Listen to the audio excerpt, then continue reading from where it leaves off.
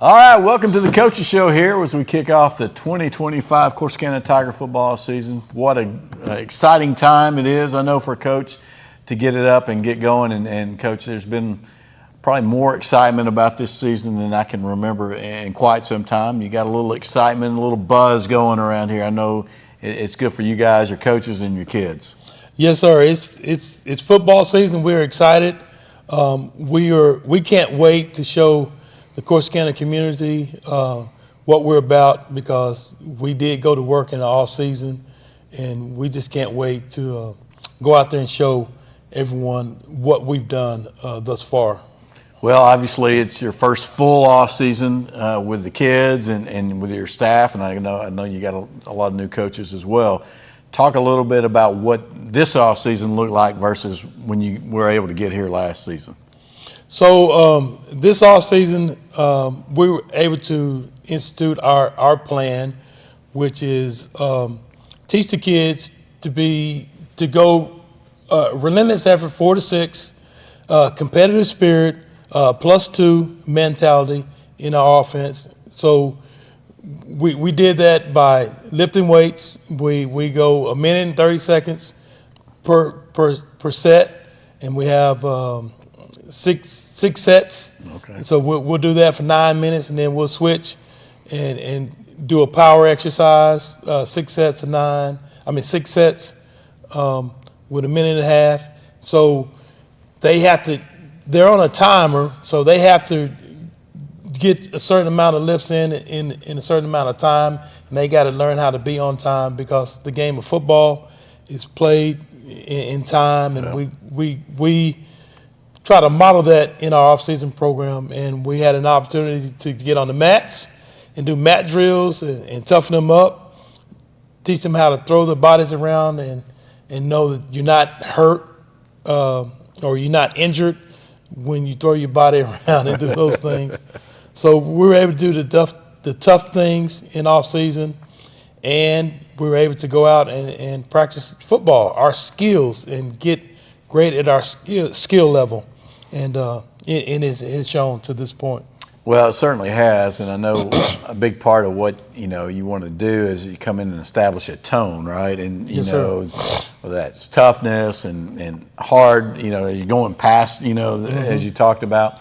So, and that's really where it all begins, and that's where you find out really who wants to play football, right? Because they're not getting to go out on Friday night; they're having to work 5 days a week and put it in, and so that's really where a team is built, right there in that off season. Yes, sir. Everyone in the state of Texas has an opportunity to go through off season and have that prep time, and we utilized every moment that we had, and we just can't wait for game time. We're at that moment now. It's time to play. So all the work's been put in now, and I know this summer, I know you had a lot better participation, people showing up, and again, that comes from a year of being in the program, also having the kids who are committed, and your leadership from the kids that have been here. So we found out who wants to play football for Corsicana. We had a very rigorous off season, and the guys that constantly showed up on time and did what we asked them to do, they're showing up now, and they have demonstrated that they want to play football for the Corsicana Tigers. Well, and I know you had some changeover in your coaching staff. How many coaches did you have to fill this season? We had to fill about 4 to 5, and in Corsicana, I'll tell you this, we have native Corsicanians that's coming back home to coach your kids, and I'm proud about it, and very, very excited about that. Well, it's a big part of passing down that legacy, right, and the history of what Corsicana football has been and what it's going to be when you're through with the program. So it's nice to have those guys that can come in and talk about the program. Yes, sir. They walk the halls. They play football for Corsicana, and now they too can talk about their experiences as being a student athlete here, and the kids will buy into it a little more. Well, let's talk a little bit what you've seen in the two scrimmages. You've had a scrimmage against Van and then a scrimmage against Tyler Legacy. You had a really good 4A opponent. They've been right there for many years now, right up there with the Gilmers and the Carthages. And then you had a really solid 6A opponent last week. So talk about what you've seen, what kind of growth you've seen from your team.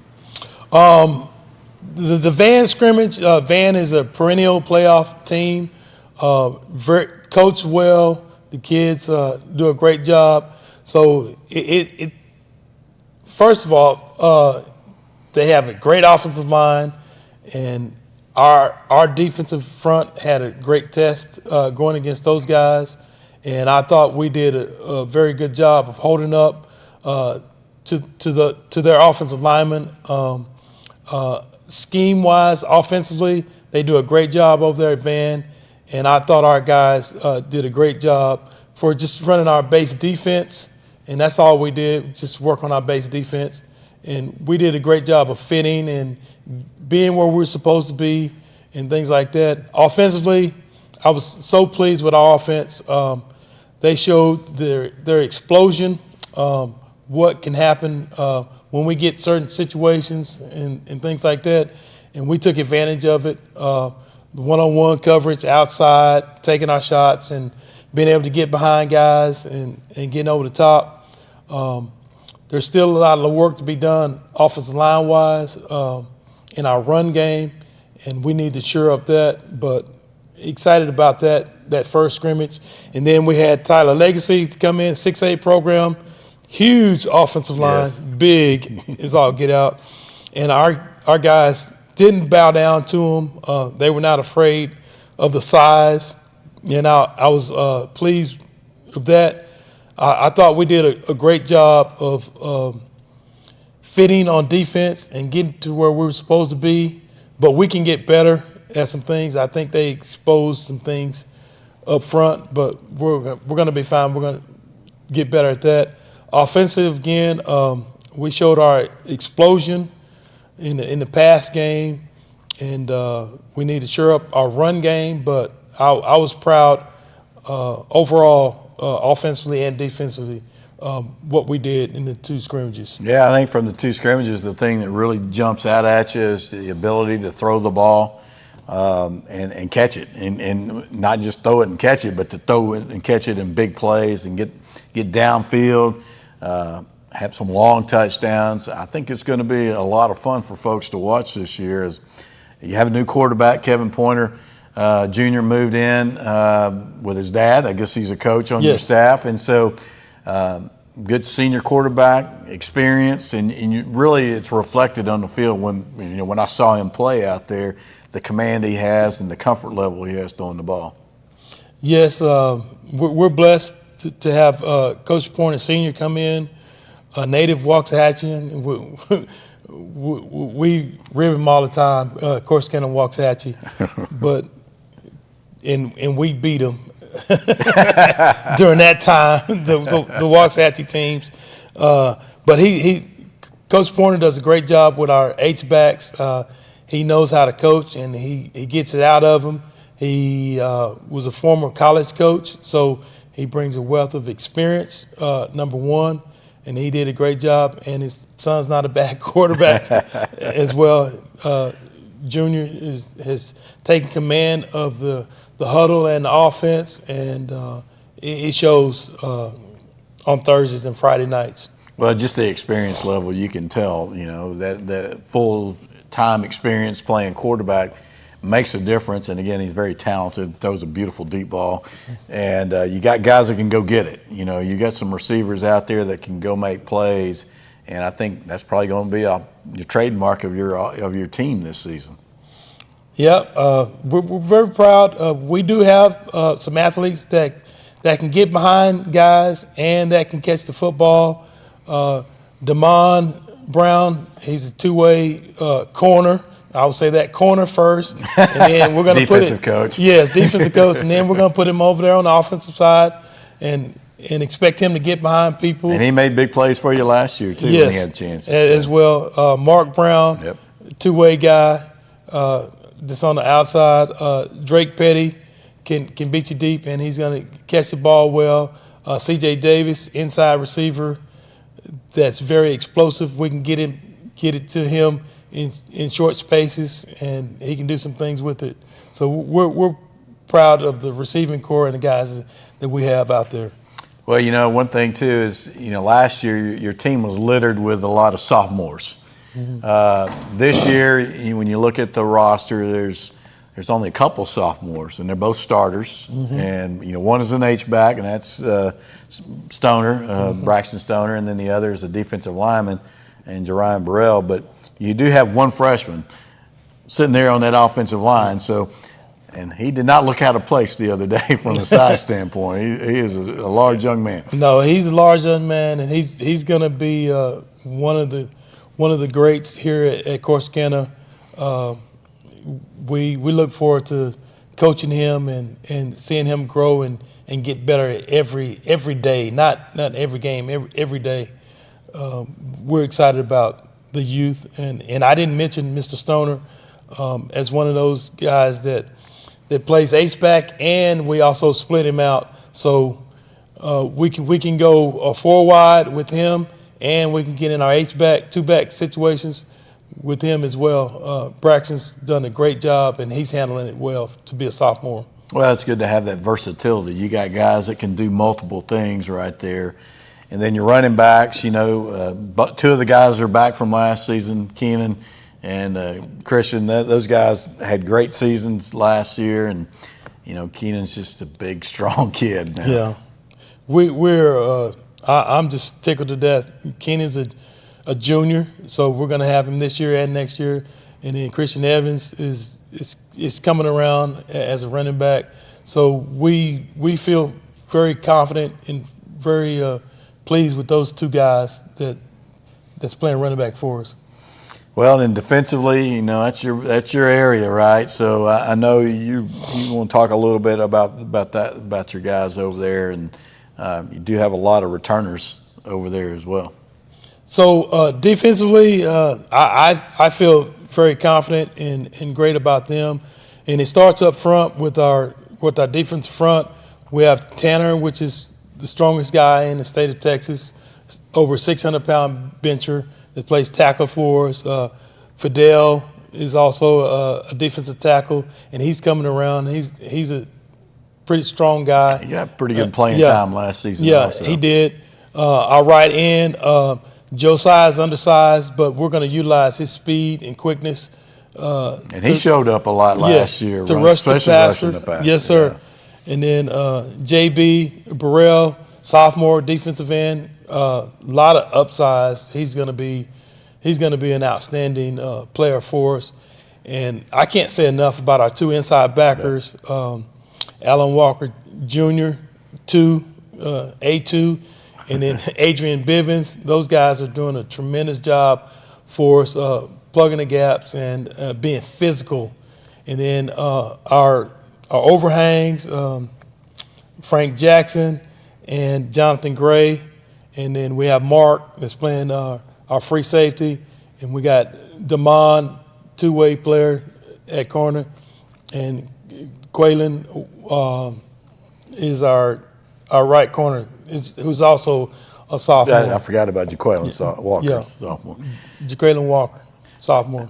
But, you got a lot of experience back there. Damon's the kind of guy you can just say, hey, you can take this receiver, take him out, and then you can use some double teams or whatever you need to do, some help over there. And then all your linebackers plus, Frank, those are all returning starters. So you got a lot of experience out there, those key positions. And then at safety with Mark, again, 4-year starter now. Yep. Who's committed to North Texas, I guess, right? So yes, sir. He had a really good summer. And so explosive 2-way player. So you've got a lot of things going for you right there. And I know you're really excited about what that experience level is going to bring to your team versus maybe where last year you didn't have quite as much experience, many experienced players back. Yeah, in this defense, it typically takes a year to get to know it, kids and coaches. And now we've had a year to be in this defense, and they understand it well, and they're students of the game. When we have meeting times, they bring their notebooks in. They're taking notes, and we want to be a heady, smart defense as well as physical. So they're working on those things daily, not just being the physical part, but also being mental. In this day and age, you have to be smart to be able to play football, because we can't keep them out there forever. They got to do a great job in the film room, in the meeting times, and get it. When we say it, they have to understand it, and they got to get it, and they have to be able to take it to the grass and execute it. And what is your saying you use for your defense? 9-5-9. 9-5-9. Yeah, there you go. We want population around the ball. We want 9 guys within 5 yards of the ball 90% of the time. So we chart those type things. So we want to run to the football and have population around the football. So again, when you defense, is about being aggressive and physical. And how do you coach that and take some of that extra emotion out that happens during those physical moments in the game, as far as not getting too, avoiding the 15-yard penalties? That's a slippery slope. And I'll go back to our off season. The way we gear our off season is to play football, offensively and defensively. And the aggression, we want them to be borderline illegal, but have the poise enough to pull back and know when I need to pull back, and I can't talk and I can't hit that guy late and do those things. And that is a challenge. It's easier. I have a saying, it's easier to say whoa than giddy up. I'd rather be saying whoa, whoa, whoa than out there saying giddy up all the time. So when you're saying whoa, you got something. But if you're saying giddy up, hey, let's do this, do this. It's too late then. It's too late. Yeah. So I'll take whoa over giddy up all the time. Well, and that's, again, you're dealing with 16-year-old kids in some cases, and somebody over there is talking about me, right, and saying things. It's hard not to react, especially when you're right there. And I know that's where a lot of that work comes in the off season that you put in. So I know it's something that you guys work a lot on, and character building and those kinds of things as part of the program. So we put them in those situations, those adverse situations, to see how they respond in the off season. And then when they don't respond well, we bring it to their attention and tell them why. Because at some point in the game, this is going to happen to you, and you have to be able to respond appropriately, as opposed to just letting your emotions take over. Well, let's talk a little bit about Cleburne. I mean, we saw them first game last year, which is a tight ball game, and then in the end you pulled away. So talk a little bit about what you learned from that game, and then maybe what you've been able to see from scouting this in the scrimmages. First and foremost, it's a different team. They have a different staff, have a different head coach.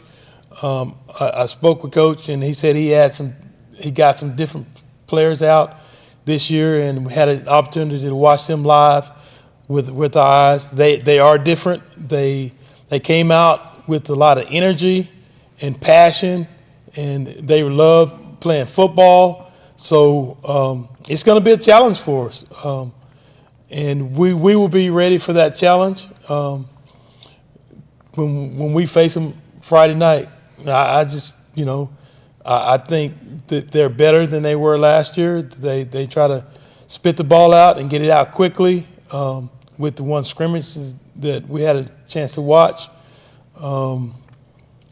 they ran to the ball on a defensive side, and we're going to have to be able to handle those things. Well, Cleburne's a lot like Corsicana, right? They had a very proud football heritage. Yes. As you know, we played them in the semifinal game back in 1982. So it's a program that has had success and has not been as successful in football lately. And so I'm sure they're doing the same thing you're trying to do, is rebuild the pride in the program.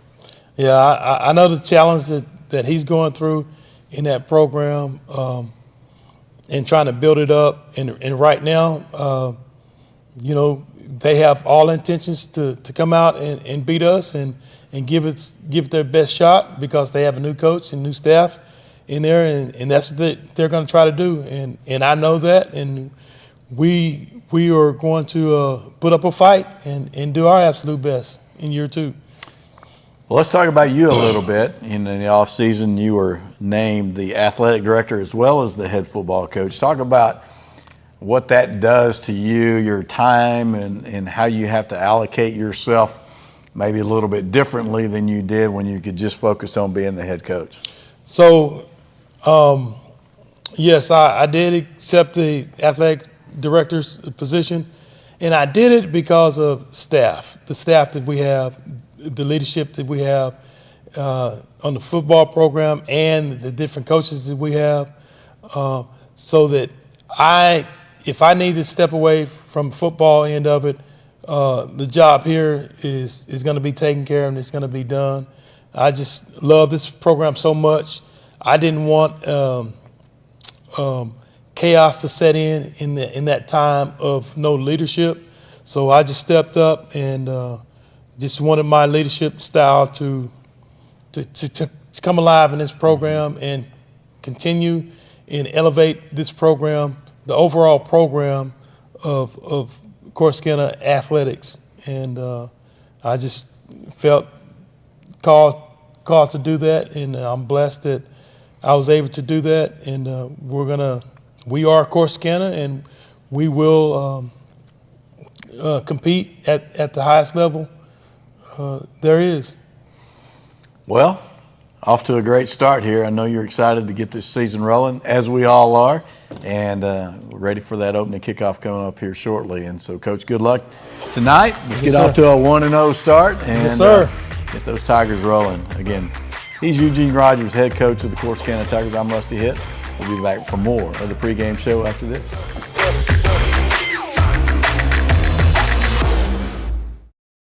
All right, we are here live, Rusty Hitt and Richie Cottrell. Coach, what did you think about what Coach Rogers had to say as he's getting ready for his game here to kick off this season?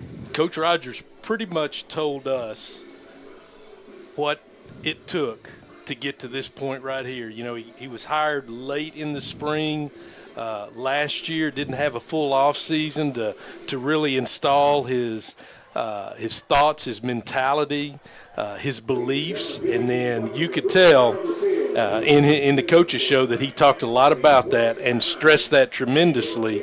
And he also stressed that's where they learned how to mentally play the game, physically play the game. Now the X's and O's they've been learning since two-a-days, but that gave you a great idea of what Coach Rogers and his staff stands for, and I think he was very grateful he had that opportunity this offseason. I think he feels good about where they are, and we all should feel good about where they are with that offseason under their belt now. Well, you know, that's where teams are built, right? That's where championship teams are built.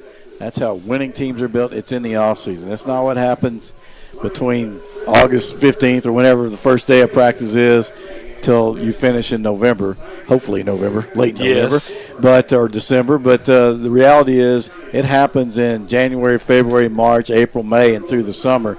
And, you know, he talked about the participation level from the teams, from the, quote, voluntary, in the summer workouts. And that was a big difference. And I think that shows how the buy-in's changing and the kids are coming around. And, again, he was the third head coach in 4 years last year for a lot of those guys. And so this just the mindset and how we're going to approach things is really setting in now. And, you know, it's tough for an athlete.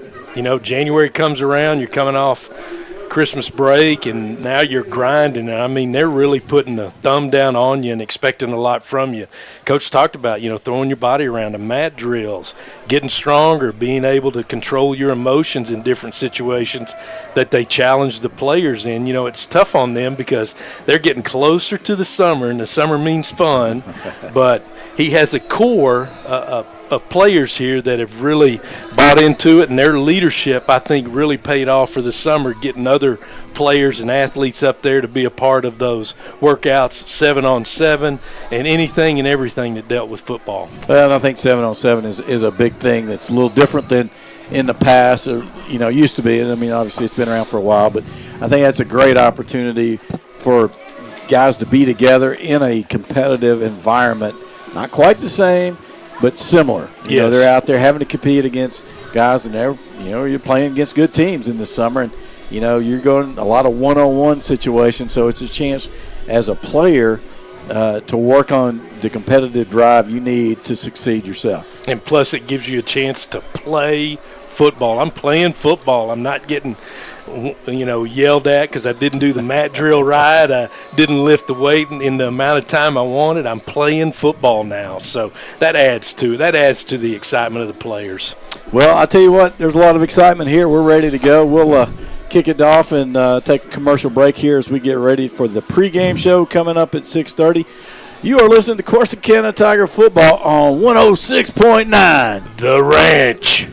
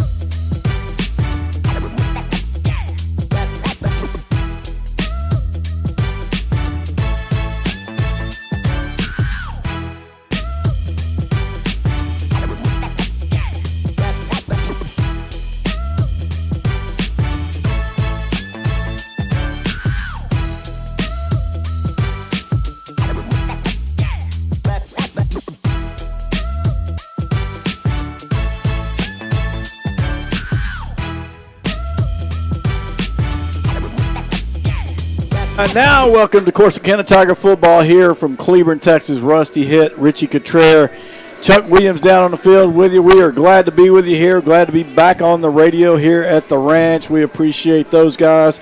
Also on the Corsicana Tiger Media Network, of course, on the YouTube page, you can watch the game.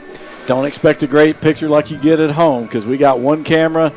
We're in a very tight booth here, and this is old school. Richie Cottrell goes back before us. So. Straight up old school, and these type of stadiums are not going to be altered in any way. The communities that these stadiums are in, they're very historical and very sacred to the community. So this is a much different place than good old Community National Bank and Trust Stadium at Tiger Field. Oh, thank you so much. You're for that. quite welcome. Yes, sir. All right. Sir.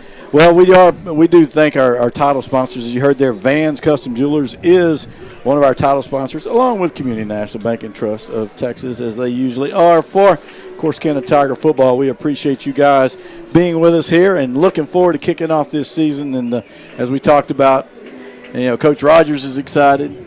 I think talking to some folks in the community, they're excited after seeing the improvements that we saw during the scrimmages and just seeing a little more firepower maybe this year than what we saw last season. I think so, and the fact that Coach Rogers is a Corsicanian, as he would say, Yes. The fact he's from Corsicana, he's got roots here, he loves being back. He's got some other coaches that have Corsicana roots as well. 7 or 8 coaches. Yes. Yeah. So that piece of it really, I think, has resonated with the community. And, after 3 coaches in 4 years, I think it's been a good change. Yeah, it's time. Some continuity, some stability here. And, somebody who knows what's going on in Corsicana, Texas, coaches who have walked those same halls. Yes. Have done all those same drills and actually have some coaches that actually played at the current facility, not like us from the old days, the old Tiger Field. They've actually been in that. It's hard to believe that the stadium's been there almost 20 years now. Wow. Wow. It's just kind of like the new high school, right? Yep. 1970. Sure is, yeah. Yeah, well, here we go. So we got football season kicking off, and, again, it's going to kick off between 2 teams that have proud histories and good tradition, but not quite the success of late. Last year, Corsicana went 1-9, their only victory over Cleburne. Cleburne went 0-10. Now, they are in a murderer's row district with Highland Park and several other big boys in that. And so they've got a tough run. But, Tigers won last season 17-7. They scored all 17 points there in the fourth quarter, Richie. And if you remember, it was capped off by a big 97-yard touchdown run by Mark Brown. And certainly glad to have him back this year and going to be playing a big role, as you heard if you watched the coach's show or listened to the coach's show. He is going to North Texas. How about that, Chuck? Are you happy you get to Corsicana kid going to your alma mater? Man, I am extremely happy to have Mark Brown on my Mean Green football team, boys. Very exciting for me. Well, a lot of the guys that did things last year are back for the Tigers. Keenan Murphy was the other leading ball carrier, and Bark had 8 carries for 121. Keenan Murphy had 5 for 86. So some big carries by Keenan as well. And so Cleburne, on the other hand, their leading ball carrier is back as well. Hayden LaFeste, he had 22 carries for 103 yards. And their leading receiver is Malachi Cunningham, and he is back as well. So you got some returning players to this field, as obviously both teams were pretty young last season as they were trying to build back up. Cleburne does have a new coach, second year for Coach Rogers and his group. So what do you expect to see in this matchup here tonight? It's going to be interesting to see what Cleburne brings to the table with a new coach coming in. One of the things I noticed, they are very enthusiastic with each other. The way they warmed up and the way they stretched, it's all together. They created a square. They're warming up across each other, always hand slapping with each other and really talking positive. So that's a totally different atmosphere than what we saw last year with Cleburne. So there's going to be excitement on their part. They like you said, they've got a couple of returners. There were big playmakers for them, and they've inserted new players in some of those other positions that I'm sure that the coaching staff here at Cleburne is expecting some big things from them. But I'm leaning more toward the Tigers as always, and especially with our returners and their performances last year. that they should really be enhanced performances this year with that offseason. Those guys that you had mentioned, those guys are the ones that were leaders during off-season. Those guys were leaders during the summer.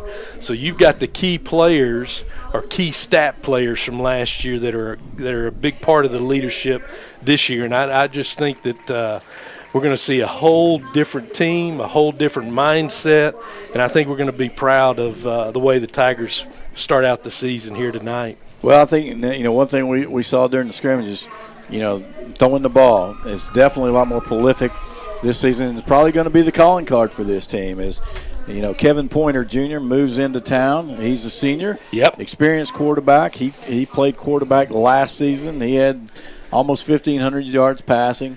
He had a full season to play quarterback, so he comes in experienced. He's a coach's kid, so you got to like that. But all the playmakers, the Tigers, the best, if you said, give me the 5 best playmakers on this team, well, they all play receiver or running back. They all touch the ball. And so I think we saw that during the scrimmage games, and it was multiple players. It was 4 different guys. You had your Mark Browns for sure and Damon Brown that we saw last year make some big plays. We saw C.J. Davis make a great catch during the last scrimmage. And then Drake Petty in the first game caught 2 long touchdowns, and he didn't even play last week in the scrimmage because he had a concussion from week 1. He's also a new player. He is a senior. He moved to town and is familiar with the quarterback, so that's a leg up. And so you got some guys out there that can go, as well as bringing in some key young players to the team as well. And along with all those skilled players that you talked about, Rusty, the big key this year is going to be your offensive line and your defensive front. They are a year better as well. They've gotten stronger also. And then, Coach has plugged in the guys that he feels like are going to be the ones that they can depend on. And at this point in time, they've done everything they needed to prove that they can be a starter tonight. So that offensive line and defensive front this year are going to be really important to the success of the Tigers for the season and especially tonight. Well, a couple of those guys that we talked about on the defensive front, Tanner Crumpton, he's a returner. He started all last season.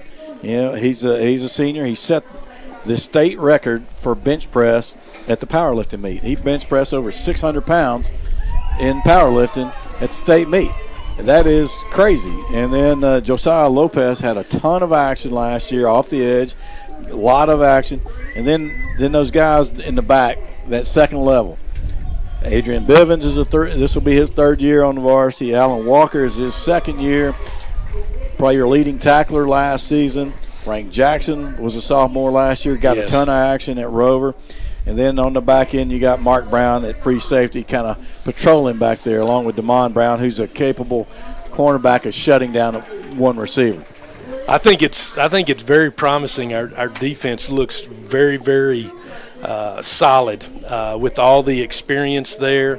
Our linebackers, they might not be 6'2", 220, but they play like they're 6'2", 220 with speed, and I'm really looking forward to seeing what they do tonight. And with Mark Brown back there in the back and Damon handling the corner spot, whoever their best receiver is, we got somebody to cover him, and without hesitation, we've got somebody to be out there.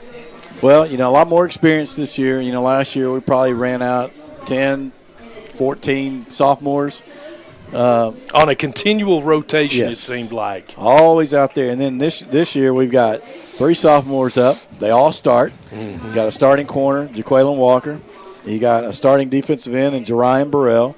And you got a starting H-back receiver in Braxton Stoner. And so you got 3 sophomores. You do have 1 freshman.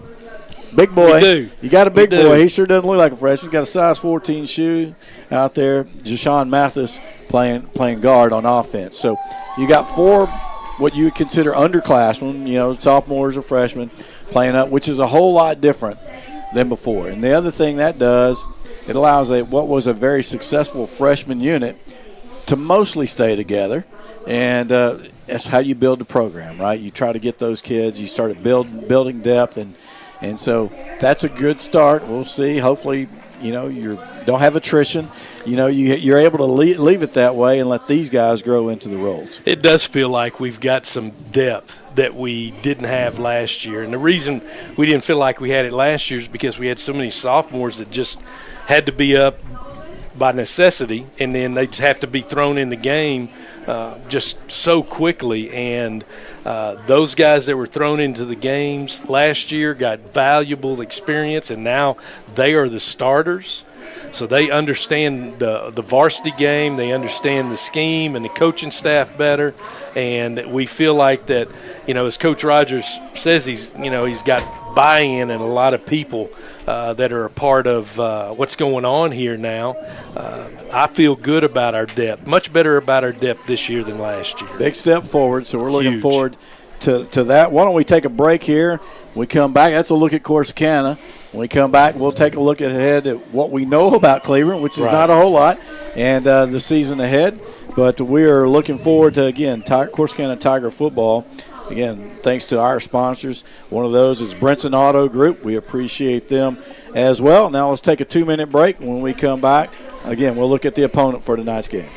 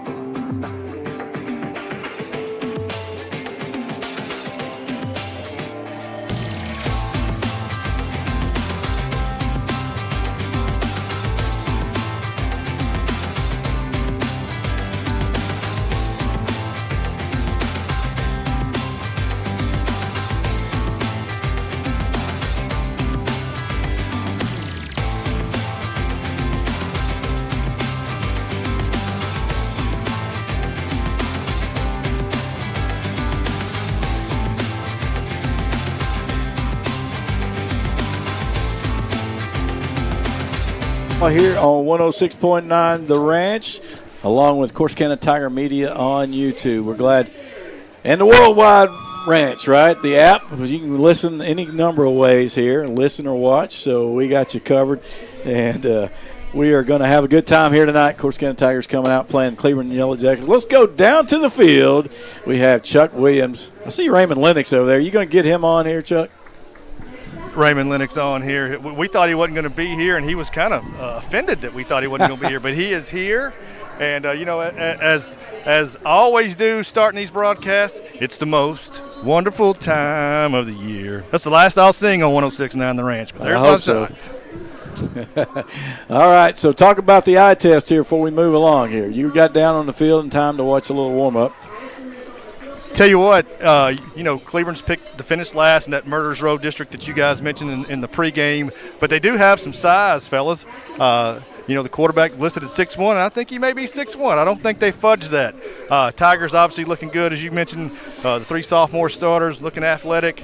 Obviously, Mark Brown looks like he's a great D1 commit to UNT. So I'm gonna give the favor. Of course, I'm like Richie and you. I kind of lean blue and gold right down to my shoes I got on tonight. but I'm gonna give Tigers the eye test, early game edge. All right, so you're going to give it to, surprisingly, give it to Corsicana. So that's good. Amazingly. Shocking. Right? I don't Shocking think he wouldn't have admitted it anyway. So, all right, Richie, let's talk about Cleburne real quick. What we know, obviously, last year that was a tough year for them. It went 0-10. Played us pretty well. Actually, it was a 0-0 game at half. They scored first. They scored a touchdown in the third quarter, and then the Tigers went on and got a 10-7 lead, and then finished, kind of put that nail in the coffin with the big touchdown run from 97. But they do have their quarterback is back, Luke Stewart. He's a starter here tonight. He did throw for 1,665 yards last year, 10 touchdowns, 6 picks. So ran for 295 yards and a couple of TDs. So got an experienced signal caller, got an experienced running back, got an experienced receiver. That's the makings for a team that's going to be better. That's what you see. New coaching staff, hopefully for their sake, that they've come in and adjusted quickly. Maybe for our sake, hopefully it takes a couple games, right? So. I hope so, and I feel like it might, just off the hoof, looking at him. Quarterback looks very, very polished. He looks very confident. Of course, they're not going to show a whole lot in pregame when they run through their team drills, but they do throw the ball around, and he gets rid of the ball quick. It's not like they have routes that they take, or at least we didn't see any routes that took forever where you'd have to take a 3-step drop from the shotgun and try to get the ball, wait on a read, and get the ball to a receiver 10 to 15 yards down the field. They like throwing things quick. They like throwing something deep, just a rocker step, what I call a rocker step. Quarterback steps back on his back foot and then lets it go and lets them run under it. And, running-wise, they got their returning stud back. It looks like they're a zone team. They run the outside zone. They run the inside zone. They'll get an H-back look, and they'll run the typical lead. But there's going to be more to it than that tonight. I don't know how much misdirection they have in the playbook right now, but we just need to be a solid defensive unit, take care of your responsibilities, read your keys, and I think we'll be able to manage their offense. Well, you mentioned the running back. He had almost 1,000 yards last season, ended up with 917. So, pretty decent numbers there in a 10-game schedule, averaging over 90 yards a game. He also had 11 catches. Again, Malachi Cunningham caught 43 for 751. So on the receiving end, a lot of those passing yards there for Luke Stewart. And Navarrete also returner 393 yards. So they got a lot of production coming back. So again, even though you won last game, you look at their record, you better not look past these guys because they're hungry just like we're hungry. Yes, they've got 2 other receivers that have shown up on film and that were out there along with their stud Malachi. Mario Frias, who is a junior. He's also a backup quarterback. And then C.J. Kinsley, who is a senior. They've got a good receiving crew. Those 3 receivers right there are solid receivers. I don't think they're good football players, but I give us the edge on the receiver piece. But that gives Cleburne 3 different weapons that we need to make sure we're taking care of and covering and over the top and some of those kind of things. Well, we are getting close now. We got 7.5 minutes on the clock here before the pregame ends and the kickoff starts, which is when all the excitement happens. And again, these early games, the sun's still up, and it's a little hot on the Corsicana side, I would imagine, as they're looking into the shade or directly into the sun. Again, old school, not a big stadium. Corsicana side, what do you think? That's about 15 rows maybe? Maybe, and 12, it's 15, goal line to goal line. Goal line to goal line. So not real tall, but again, no track, so you're up on the field. You got great viewing. So if you're on your way, come on. If you're at home just listening and watching, we're glad to have you here as we get ready for Corsicana Tiger football here on the ranch and on YouTube. And again, we appreciate our sponsors. We'll shout out to McKee Lumber for following us over and always being a a great sponsor for Corsicana Tiger Sports, and appreciate Larry and Tim and those guys over there. And we look forward to getting this started. And let's give you a little heads up about what's coming up after this break. We got about 6 minutes on the clock, and we'll be back after this 2-minute break, and we'll get ready to take you down to kickoff.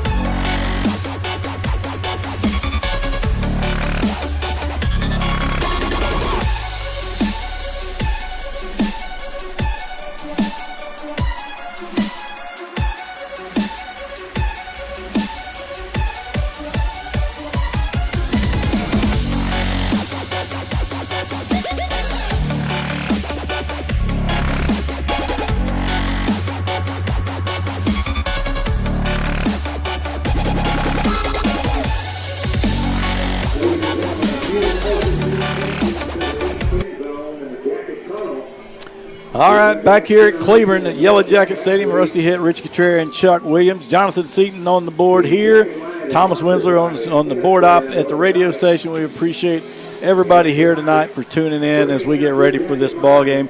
Again, we got a little less than 4 minutes on the clock, and we, again, appreciate you joining us. Let's go about the district schedule here tonight. Again, non-district night, but we got the Battle of 287 to kick off the season. Yes, here. we do. We've got Ennis and Waxahachie. Got Terrell at Frisco Memorial, Petite at Sulphur Springs, Heritage at Stephenville, that's Midlothian Heritage, Crandall at Mount Pleasant, or Crandall against Mount Pleasant, Greenville and Frisco Heritage, and Kaufman versus Rusk. And that is the district schedule. And then the area schedule, got Blooming Grove and Palmer, Mildred and Iola, Rice and Dallas A-Plus Academy, Dawson and Hubbard, and Kearns and Bremond. That is the local schedule. And, man, what about that Battle of 287? That's kind of tough way to start for Ennis, as Waxahachie is quite a bit bigger now than Ennis is. They are, and the athletic director previously at Ennis took over as the head coach once Coach Harrell retired, and so he's having to install his new way of thinking, and hopefully they'll be able to put a team out there that can compete against a very, very strong Waxahachie team, coached by a Corsicana native. Shane Tolson, probably your all-time leading tackler in Corsicana. If not, he's right up there at the top for sure. As you heard, you got the Yellow Jackets have made their way onto the field, and they're in all black with gold numbers, black helmets. Man, those early season games in all black, that's probably not a good thing. No, right? no, not with that heat. I think I'd be wearing white and make the visitors wear colors. It doesn't matter that it's close to 7. It's still hot. Yes. And the Corsicana Tigers now come on the field as they come out of the tunnel wearing all white with the blue helmet. So we will get those guys ready to go. And, again, if you're watching on YouTube, we have one camera tonight because the way the setup is, that's all we have room for. So you get a wide shot, not a great close-up, unfortunately. But next week at home, if you watch at home, you'll get 8 cameras, and it'll be just like watching ESPN. So, anyway, Jonathan Seaton doing a great job here, taking over as technology director. We appreciate him getting us set up and ready to go, doing all the work, carrying all the gear, up the stands, putting into work. He does not let us touch a thing. That's right. He's afraid we'll Which mess it up. I don't blame him. No. For sure. We'll tear something up, pull a wire out that we shouldn't. It'd be a fiasco. That's the whole reason we're here tonight, and you're able to listen to us is because of Jonathan and what he's put together, along with the crew at the ranch. Yes. Got the captains coming to midfield here. For the captains for Cleburne is Major Marvel. Yeah, that's a name. Number 8, Malachi Cunningham. Number 6, Luke Stewart. And number 15, Corday Simmons. For the Tigers, that's going to be number 2, Kevin Pointer Jr., our new quarterback. Number 6, Christian Evans. Number 1 is Damon Brown. And number 5, thank you, Willie Conley. Those are the captains tonight for your Corsicana Tigers. A different way of working the players through to shake hands. They took Cleburne and walked them in front of the Tigers, and everybody shook hands right there. Nice way to get things going. So we have the coin toss coming up here. This coin toss is going to be brought to you by another one of our great sponsors, Farmer & Sons Exterminators. Proud Grandpa Phil Farmer there. And so, let's see what we have here. Looks like they have won the toss. And they want the ball. They're taking it right now. Cleburne wants the ball. They want to get out ahead quick early. They're going to be going left to right. Tigers will be kicking off from our right side. I think we're east and west tonight, so not a north and south field. That always feels weird. Yes, it does. So, and the wind, that makes the wind different out on the field as well. Looks like the wind is kind of left to right. So here's the national anthem. We will be quiet and let you listen to the national anthem. Hopefully you can pick it up.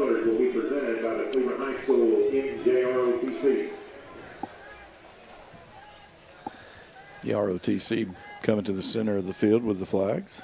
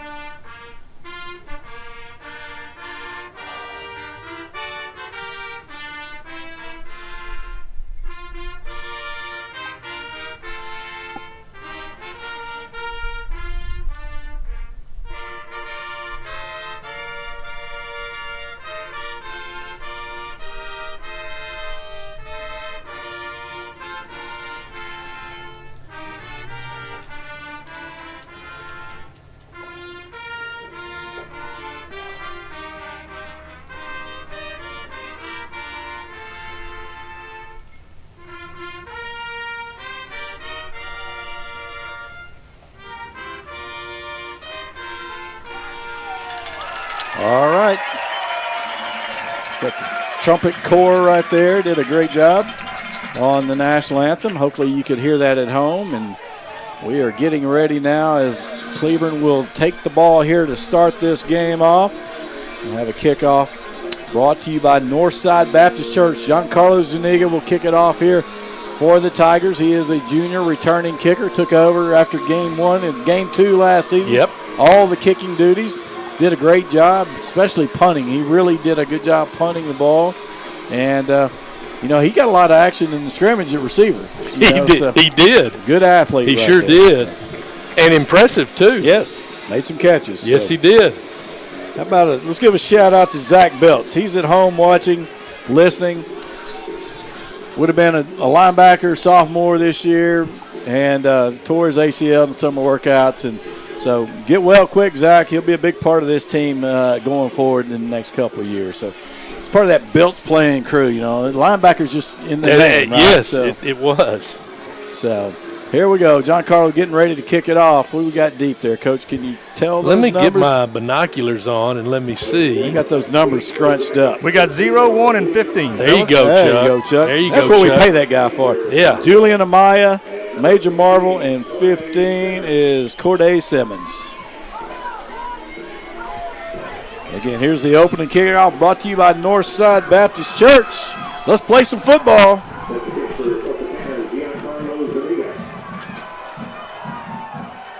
Waiting on the whistle. Here we go. Kicks it deep. It's going to be caught at about the 9-yard line by the deep man. Brings it up. Gets it past the 20. Going to be tripped up at about the 27 or so. Will be a 1st and 10 here for Cleburne. Wow, he just kind of stumbled through there. You know, it was like a brush on his legs that stumbled him up, and then he ended up falling. We had a couple of guys coming in late to where he ended up there at the 27-yard line. But nice coverage on the kickoff by the Tigers. And let's get this defense going. Let's see some hits now. Yeah, Luke Stewart brings his team to the line. He's going to go in a 2-by-1 set. Going to have an H-back on his left, lined up in the pistol. LaFesti is behind him. Going to be hand to him, hand off up the middle to LaFesti, and met at the line of scrimmage. Boy, the Tigers up front did a great job right there. Can you tell everybody was in on the tackle? Yeah, Adrian Bivens filled his gap and made the tackle right there. Great job by the defensive front on stuffing everything as they came through. All right, you did get one. So it's going to be 2nd down and 9. Dropping back to pass on the curl route is caught. Good hit there by Mark Brown. Brings him down at around the 35-yard line. Going to be short of the 1st down. And that was number 7 on the catch. That is Mario Frias. They're just stretching that flat defender. You got a slot to the left. Quick snap there. Hands it off. Running Tigers counter. come up. And it's going to be right at the line, but I do think he's going to get it by half a yard. Going to be up near the 38-yard line. Will be a 1st down. I would have liked to have seen a little illegal motion. They started early right there. Didn't look right, did it? No, not at all. They cheated us. All right, we got a Hometown. 1st and 10 for Cleburne. Ball is going to be placed at the 39-yard line. Going to hand it off again, and this time met there, and that is big Tanner Crumpton on the sack, or the tackle, going to be brought down a couple yards there up to the 41. Tanner using that strength. He showed it this past spring at Texas High School Powerlifting. Good job by Jerome Burrell pushing it inside. Quarterback's going to pull it and keep it, and now he's going to throw it late, and it's caught. Good read by the quarterback. Going to be tackled there by Damon Brown for the Tigers, and it's going to be another 1st down up to 49. Tigers really had the quarterback defense pretty well. They did, and that's the experience kicking in when he's able to maintain his composure and drop it off. So ball's at the 49 on their side of the field. So running back to the left of the quarterback, hands it off again, comes up, makes a nice move in the hole to get by there, and going to get a 5-yard gain up to the 46 of the Tigers. They're running a form of the counter there. They're taking the H-back to kick out, and they're pulling the backside guard to lead up inside. Did a good job right there, gaining 4 or 5.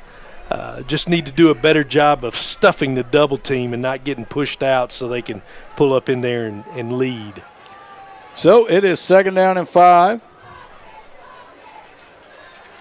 And he's throwing deep down the left side. Got a man that overthrows him as he was able to get by the defender, Jaqueline Walker, but too much on the throw, so it will be 3rd down and 5. Throwing that to C.J. Kinsley, another one of those 3 receivers that it seems like they really rely on, and they've got a good crew. He's got a lot of space out there, and they isolate and just throw it up and see if C.J. could get something. But we had good coverage right there and made the quarterback put a little bit more on it than he normally would. They had to drop it in. It's 3rd down. Going to hand it off. Going to left is LaFesti. They got a seal right there. Got him outside. It's going to be another 1st down for Cleburne as they get it to around the 40 of the Tigers. And they are moving here. Tigers need to stop. Great job by Mark Brown coming from the safety position to run him down.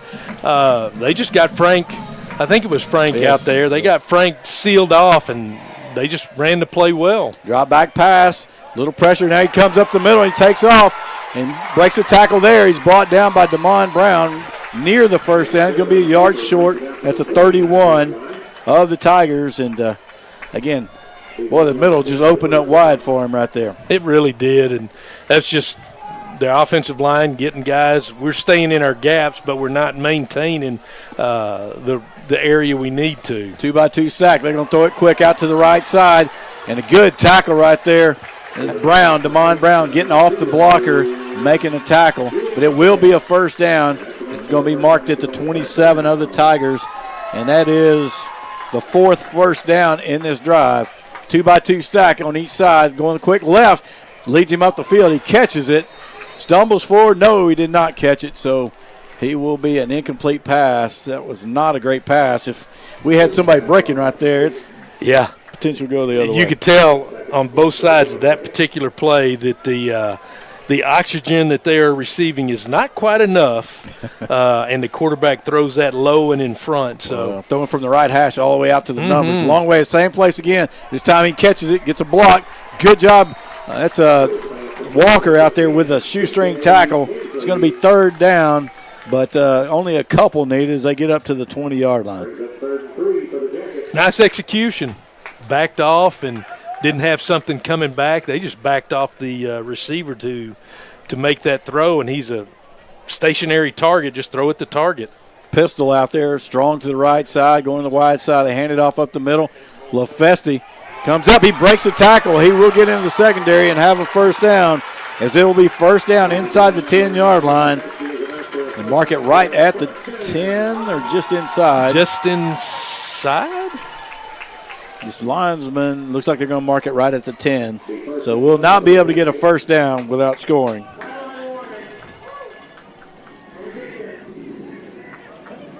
We had some kind of warning against the defense. Yeah, we didn't hear that one. Chuck, could you hear what that was? I was navigating. I missed it. Okay. 1st and goal here from the 10. Pistol formation, fakes the handoff, dropping back to pass, pressure. Tigers got pressure, and they're going to get him down. It's a big sack there by Alan Walker, linebacker coming through, and we'll lose about 5 or 6 on the play. See where they end up marking it. That's our speed. Yes. But his helmet came off for 18. the second time. Oh, my goodness. Second time. You know I love it when that happens. Yeah, that's why I'm bringing it up. 2nd and goal from the 18. Great job there by Alan Walker, but he's got to be on the field to make a play, right? He's got to buckle that chin strap. Yes. All right. Going to hand it off this time to LaFesti. 3 Tigers on the play. 17, Frank Jackson, the first to be there, along with, was that Bivens? And no, it wasn't Bivens. It was 22 and 92. All right. So 22 was Renard Jennings in for Alan Walker, doing the job. So it's going to be 3rd and goal here. Bring a man in motion. Going to fake the jet. Quarterback's going to keep it up the middle. He gets some yardage, but a good job coming up, and that is Bivens making a play at the 11. So it'll be 4th and goal here from the 11. They do not send the field goal unit out. Man, this would be they're going to. You wouldn't want to come out of here without points after that drive, right? I wouldn't. And it's the first game of the year, big drive. Everybody's trying to gain some oxygen. So Jacob Aguiar is the kicker, and the holder is Mario Frias, one of the receivers. Snap back, kick is up, and it hits the upright and goes in. It's good. 17-play drive there for Cleburne to start it off, and it is 3-0. We'll be back after this 1-minute timeout.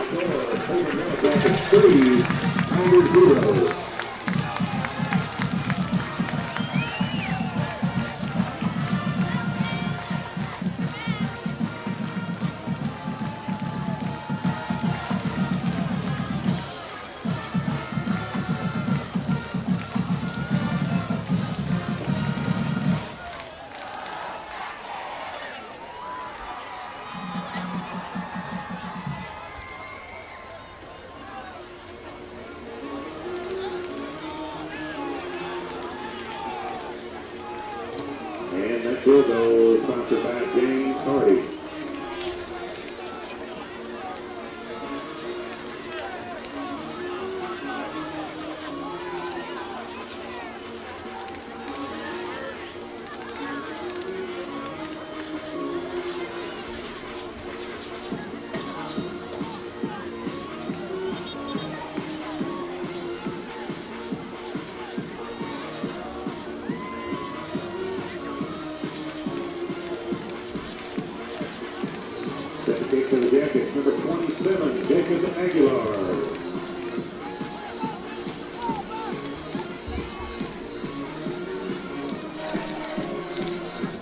All right, we are back here at Yellow Jacket Stadium in Cleburne, Texas. It's going to be a kickoff brought to you by Northside Baptist Church here. Tigers to receive. Damon Brown, is that Murphy on the right side, 0? Yes, it is. All right, those guys are deep. And here comes the kick from Aguiar. He pooches it. And going to be a fair catch by Wetzler right there at the 25-yard line. Pretty effective kick right there for them. It was an effective kick, yeah. He served that kick served the purpose that I know that they were expecting there. Impressive drive. Yeah, 17 plays counting the field goal. Converting those third down plays as well. It was good to see the big play by Alan Walker on the quarterback sack. That truly was the difference maker from a 7-point lead to a 3-point lead. And, of course, Tigers get the ball in the 30 with a fair catch inside the 30. So they will have the ball here. Kevin Pointer, our first live game action to see from him, the senior quarterback. Let's answer. Here's Welcome our chance. to the team, Kevin. And so we've got out wide here for the Tigers. You got number 4, C.J. Davis. You got Brett Stoner, Reese Wetzler at tight end. And you got Keenan Murphy at running back going out to the right side, hands it off. He's got one man out there who really did a good job on the end and good swarming defense from the Yellow Jackets. And he will go down for a loss of 5 back to the 25. Got to make sure you take care of that outside zone look. You've got to take care of that outside defender, that flat defender that they have.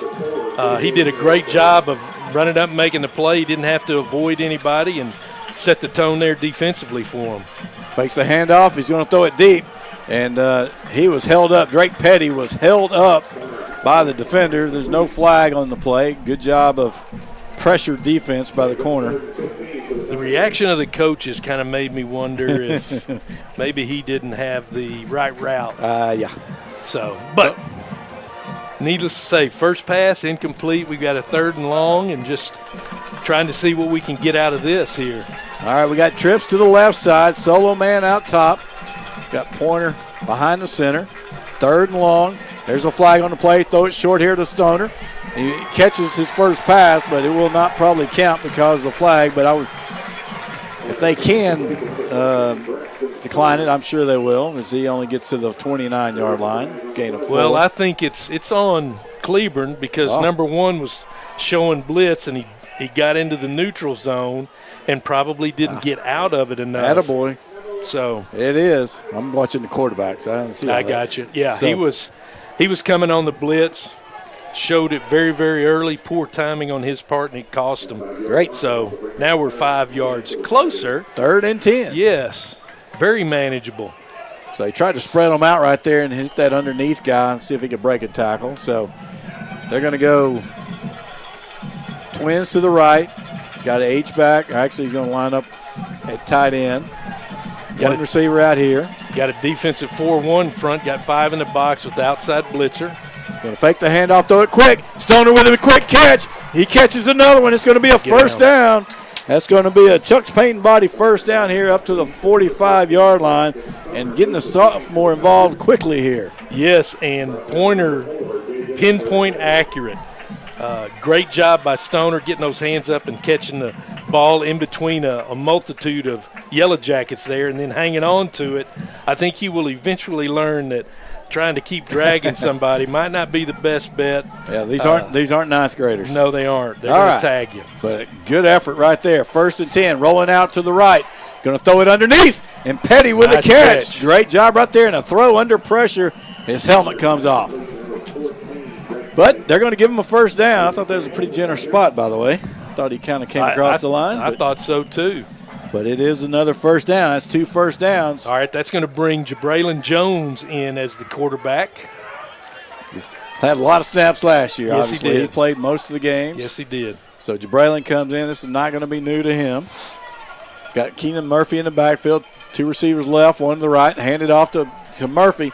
Bulls his way forward. And just sure power gets him a couple yards here. God, we got a generous spot there, I felt like. We got 3 yards instead of the 2 that I thought we had. They are going to give it put it on the 43, so it ended up being the 2 that you thought. Okay. All right. So Pointer back in the game. Again, 2-by-1 set with a tight end. Murphy in the game. Now they're going to move Stoner back to H-back, it looks like. Boy, I like that short side flat. Single coverage out there. 5 seconds on the clock. We got to go. 3, 2, timeout, timeout, timeout. So, yeah, let's get a play right here on 2nd and 8, right? Yes. So it's early in the season. Let's get our mechanics down and everything going on. Yeah, right here. So. and working with the coaching staff right there and making that decision, a 2nd and, like you said, 2nd and 8, and we need to, we don't need to do something wrong and lose yardage. We've executed at a 3rd down, which is great.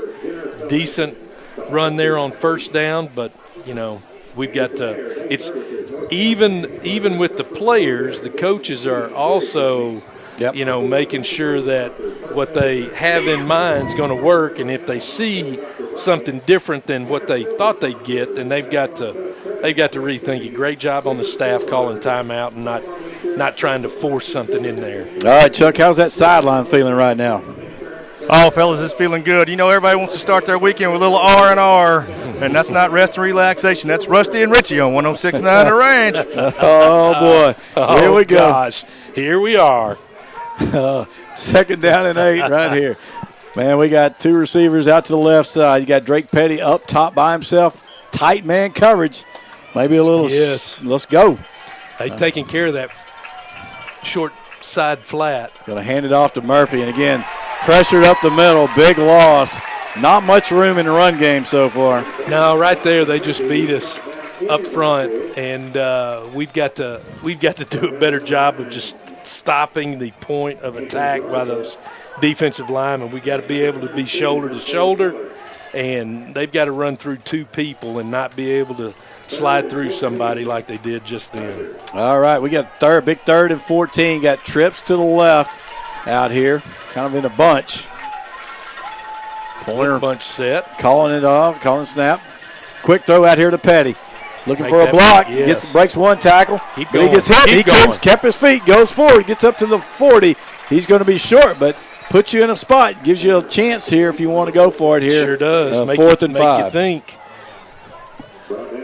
So nice gain right there, and I think, that's kind of what you were hoping, right? Absolutely. Petty stayed up right there and kept coming off blocks, and our spotter that we have back here, Matt Clark, pointed out there's a little helmet-to-helmet contact with him right there. But no call, but we're okay. It's 4th and 5, and we're going to make something happen right here. All right, you're going to go tight Gonna bunch to the loosen right them up. side. Out on the hash. We're on the left hash. Pointer calling the signals here. 4th and 5. Big play here for the Tigers. Dropping back to pass. He's looking deep, and he is sacked. And We got a flag. What Got a is the flag flag? up top on our wide side in the secondary. Looks like a hold, maybe. We did not do a good job of picking up we picked up the blitz to a degree, but the inside rush got through us as well. And Drake Petty's pointing at, shaking his head, Let's call it. Yeah, I don't like the conversation. Yeah, it's a little long. It's real easy. Defensive holding. Yeah, well, they hadn't called it yet. Let's hope so. Let's see. Here we go. All right. Yes, they did. Okay. All right, number 13 got caught cheating, as Richie likes to say. So, it will be another 1st down here for the Tigers. This time, penalties have helped 2 of these 1st down. One gave them a 1st down, the other one gave them another chance. So. Yes. We'll take it any way we can get it right here. You got it. So both teams kind of opened up with fairly long drives here to get the things going, pretty methodical. So the Tigers come up. Now they're going to put 3 receivers on the right side. You got 1 receiver down here. That's Willie Conley by himself down here. He's going to be one-on-one because they are manning up that solo guy. Yeah, I'll tell you what, they don't have enough for those 3 guys. Now they make an adjustment. So they only got 2. Going to throw it inside here to C.J. Davis. He got a block from Stoner, just enough for him to get around the edge. Good job keeping his feet. He's going to go out just short of the 1st down, pick up about 8. Nice initial block there by Stoner. but the push and separation piece of it that happened to him in the second go-round enabled the defender to come off, but he didn't come off until we got 8 yards. Yep. So I guess actually they're going to mark it at 7. So second down and 3 here. Ball on the 23-yard line. And there's a little quick snap. Throwing it deep on the left side. Willie Conley going up. Does a good job playing defense there against the secondary, man. It was good coverage. And again, that was either they jumped or we snapped it way too early. So Conley's going to have to come off. There is a flag. Is that going to be offensive interference? Nope, it's not. It's going to be control your emotions. Oh, one of those. On us. Oh, boy. Coach will not be happy with that. He will not. 3rd and 3 to 3rd and 18. Let's see. Maybe it's on both of them. How about that? It'd be nice.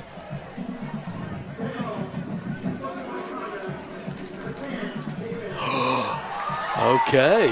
Wow. Okay. On the defense. So that's a big 15 yards. I thought the way Willie was acting, I thought Well, but no. Not on Willie. Good job, Willie. Did a good job playing defense as a receiver and then get the penalty. Yes, because after they separated, the way he walked away was that's not good. But that's great. We'll take it. Ball goes down to the 16 and will be a first down. I take back that emotional control because Willie did a great job there. It's the Yellow Jackets that tried to sting us when they shouldn't. 1:33 to go. It's 3-0 Yellow Jackets as they take the opening kickoff. 17 plays, kick a field goal. Tigers now with their own drive down to the 12-yard line. Going to hand it off to Murphy, and he gets a couple, but that's going to be it as he's pushed back there once he gets to the 10-yard line. I think I said the 16 while he goes to the 12. Cleburne's running that odd man front. They had 3 defensive linemen, a nose guard and a couple of 4-eye, 3 techniques, and then they've got outside linebackers. So they're bringing that 4th lineman in, and they brought him from the wide side, so he was able to run down our little G kick play right there. If he's not coming and being able to run us down right there, I think Keenan had a little alley to run. 2nd down and 8 here at the 10. Dropping back to pass. Going to throw it inside to Stone. There's a flag on the play. And again, hit quickly after he's caught. And he's going to get a yard or 2. We'll see what the flag is. We did a better job of picking up the blitz there. They came at us. So this one might be on us. We got multiple flags. Multiple. Yeah, got one in the backfield. Yeah, we sure do. Holding on the Tigers. So holding on us. So that's a 10-yard the other way. And they picked up the flag out here that I thought maybe we pushed off to gain an advantage. So they're going to take the holding penalty. Yeah, mark it from the 10, please. Okay, so now it's going to be back to the 22-yard line. Right? Yeah, 10 yards from the – that should be from the 20. They should have marked that from the 10. Not from where the original spot was. They messed that up. So 2nd down and 19. Well, we're not the original spots on like the 11 and a half or 12. Okay, I got you. Going to hand it off to Murphy here. He's going to make a couple of moves and get to the 20, and that's it. Again, stuff in the run game. So we're going to be 3rd and 20. And seen both teams have drives. Get down here and really get stuffed. Yes. And force Cleburne to kick a field goal. See what the Tigers can do here on 3rd and 20. We're going to call a timeout. Well, it's the end of the quarter. All right, that's the end of the quarter. It's 3-0 Yellow Jackets over the Tigers. We'll be back after this 1-minute timeout.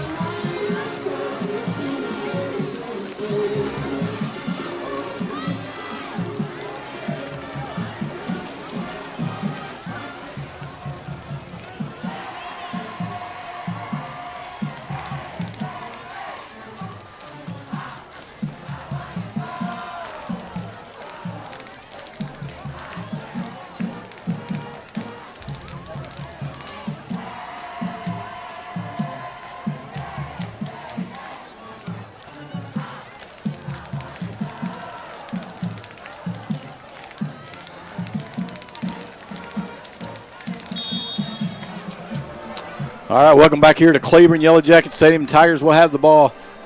This is 3rd and 18. They were on the opposite end. We were having hard trouble seeing that, but this is 3rd and 18 here on the board. And, again, we appreciate you being in. And our sponsors, Fireman's Pest Control, another sponsor here for Corsicana Tiger football on the ranch. We appreciate you guys. Tigers have a 2x2 set. Pointer calling the signals. Murphy on his right. Snap it back, dropping straight back, looking down the field, throwing the inside corner route. C.J. Davis got turned around off his hand. Had him right there, had a potential touchdown in hand, but the Tigers are going to have a 4th down and 18 from the 20. Yeah, that's a tough play for C.J. The defender had leverage up top, so it was a nice placement by Pointer, but it was just too far back behind C.J., and he did the ballerina turn just to try to get to the ball, and just didn't have everything he needed to be able to pull that one down. Brings up Giancarlo Zuniga here for a 37-yard field goal attempt. The holder is Jonathan Gray. Looks like Braxton Snoder's going to snap it. There's a snap, holds down, kick is up, and it is good. Tigers tied up 3-3 here. That's a extra point. That's a field goal brought to you by Bottle Cap Alley. And let's take a break here. Tigers tied up at 11:49. We'll take a 30-second break.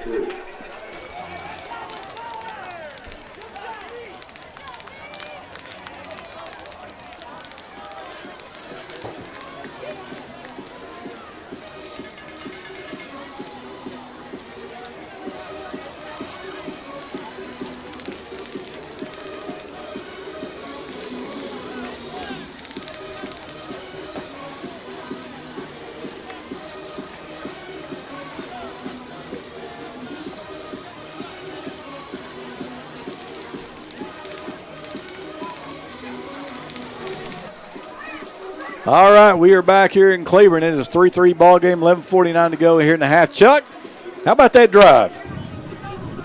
Tell you what, fellas, impressive, nice answer, sustained drive. Got a little help with some penalties, but you got to like what you saw. We're going to get our left tackle back starting the second half. He's out the first half, so that might help our running game just a little bit. All right, that's good information. That's your most experienced offensive lineman there in Max Gomez, so that sounds good. I didn't know he was out, so here's Zuniga. Coach tells us a lot. He doesn't tell us everything. No, he's very secretive, telling all those secrets, not keeping all those secrets from us. It's not like we haven't known him for 40-plus years. Yes, sir. Here's Zuniga with the kickoff, and he's going to kick it deep. Man, that's going back near the goal line. It's caught into the end zone. Will be a touchback. Great kick there from Giancarlo Zuniga. That's another thing we've seen. His strength has definitely improved since last year. It sure has. That was a nice kick.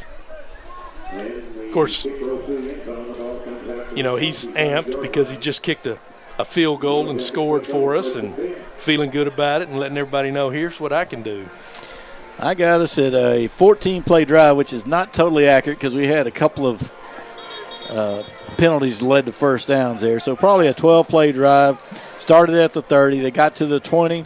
Ends with a 38-yard field goal. It took 6:14 plus another 11, so 6:25 off the clock. This game goes fast when two teams, you have a whole first quarter taken up in two drives. Yes. No huddling as well. And that's another thing about Cleburne. Seems like they're a lot faster paced this year than last. So going to hand it off, and this is to number 2, Tiger defense. Alan Walker. Alan Walker, man, that guy, he was good as a sophomore. He's continuing to improve. That's Zayden Husband is the running back right there. And so he got a no gain. They give him back to the line of scrimmage. Josiah Lopez was in on that as well. So 2nd and 10 here for the Yellow Jackets. Got a 2x2 set. Running back to the left of the quarterback. Brings a man in motion. And he's going to hand off on the jet sweep. Good block out here, but a good job running in. Ball's on the ground. Goes out of bounds. Mark Brown running the alley right there. Should be a loss on the play. Mark Brown going to North Texas. And he's been a 4-year starter at that safety spot. Played that very, very well. Maintained inside leverage and utilized the sideline as an extra defender there. Great job. I felt like they had their hands on Frank's jersey and kept him from being able to first point of contact. But Mark did a great job running the alley. So it's going to be 3rd and 12. Dropping back to pass. A little pressure. Good blocking overall. He's got it down in the middle, and it's caught. Good job using his body right there. Covered by Walker. But number 7, Mario Frias, has been the go-to guy here, and he does a good job getting his body in between the defender and making a catch. Well, it's a good throw before it. He threw the ball before it got to our free safety there, so he hit that small little window there. And good job moving around in the pocket to buy some time. Dropping back to pass, looking to the left side, going down the field, overthrew him. We had a little. Well, I'm hoping that was cover 2. I do too. I didn't like the way that looked. So, because I hope we just didn't drop him. So you know, we had Josiah out on the edge. Lopez out on the edge, kind of gave a jump fake in there. The center thought he was in the neutral zone, snapped it early, and that's why it was a fade. So, yeah, that was a spooky little play. So I hope it was cover 2. Jonathan Gray coming over from the safety spot. So bring a man in motion, and they're going to fake it. Quarterback's going to keep it. Great job, Jerian Burrell, the sophomore left defensive end, making a tackle for a loss, man. You got to love that when you see a young guy not take that fake and play his responsibility. Yes, and that's exactly what that defensive end needs to do. He's got the quarterback. You got outside defenders. You got a safety that's running the alley to take care of the jet sweep hand. Great play right there. Man, that's a tackle for loss brought to you by Winners Oil Company. Appreciate Winners. Again, always a great sponsor for us. 9:44 and counting here, but game tied at 3. Handoff to the left side. Alan Walker, he breaks that tackle. He's going to get some yardage, but he will be short of the first down. Mark Brown, again, coming up as part of that tackle. Looks like it's going to be around the 47. So a gain of 6. Mark Brown coming in. They've given Mark the freedom. Yes. You can see it. They've given him the opportunity to run the alley and make big plays, and he's doing that right now. He's showing his experience, and it's a big benefit to the Tiger defense. I think we have a punt coming up, and we're going to line up in the punt. Chuck, can you see the number on the punter? 7. Thank you. It's Mario Frias, big receiver. Don't give up on him. And he's going to kick it, and he does. He kicks it high and short to the right side. Tigers come up. Stay out of the way. Get away. So it's going to take a great bounce for Cleburne, but Tigers will have the ball at the 20-yard line. And, again, they get 1 first down this drive, but the Tiger defense doing the job as the Tiger offense will take over here at 8:46 to go in the second quarter, all tied at 3. Roughly a 30-yard or so punt. Not bad. You get scared when you see the return man just full speeding yes. toward that ball. That's going to it. be short. Then it's not conducive to. Not many good things are going to happen no, then, right? Not running at that ball full speed like that. So. All right. Tigers come out. We've seen the young sophomore Braxton Stoner be featured. I think he's only got 1 catch that actually counts. He's caught the ball 3 times. Yep. But that was a big first down. 2-by-2 set here. You got Christian Evans, the senior running back, in this time, along with Kevin Pointer in the backfield. There's a quick snap. Going to throw it out here quickly to C.J. Davis. Makes a move. Gets in the slot there between the defenders. Got Willie Conley lost his helmet, and he's down on the ground. That doesn't look good, but the Tigers will get about 7 or 8. Chuck, maybe you can find out what's happening there with Willie. Yeah, it's not good. It is not good. Looks like they're attending to a lower body situation and got tangled up with the defensive back out there possibly. And so training squad will be out on the field here. Why don't we take a 30-second break right here as we have an injury timeout. Listen, Corsicana Tiger football here on the ranch.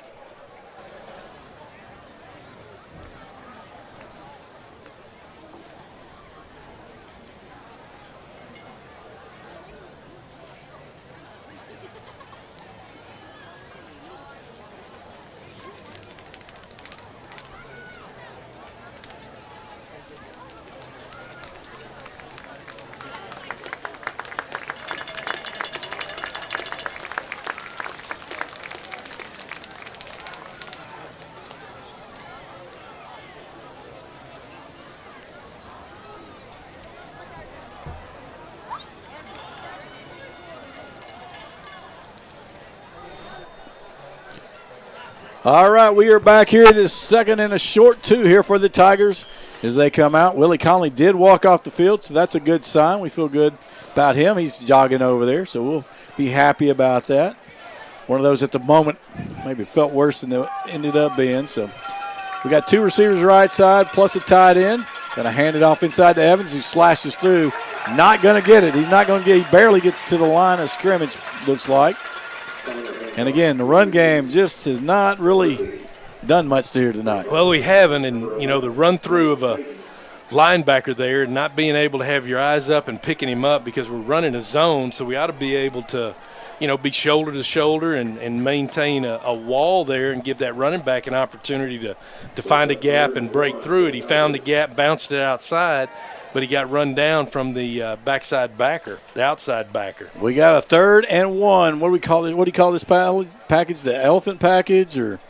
Yeah, you remember? Yeah, he had a name. Yeah. Anyway, we call it elephant. Tanner Crumpton comes in the game at center. Now we're going to have to call a timeout because somebody was slow getting off the field.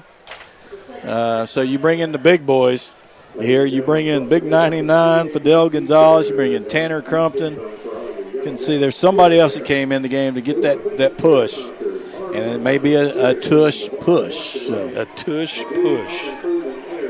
And they got Mark Brown at running back on that formation, too. That's nice. The big man, Mark Brown, at running back. So we'll see what happens here on 3rd and short. And we knew he'd have a package for Mark. Oh, yeah. And we'll probably see that to some degree, how much they show here tonight versus what you show down the road. And we're not any different than any other team that's got a D1 player that you can utilize on both sides of the ball. That's right.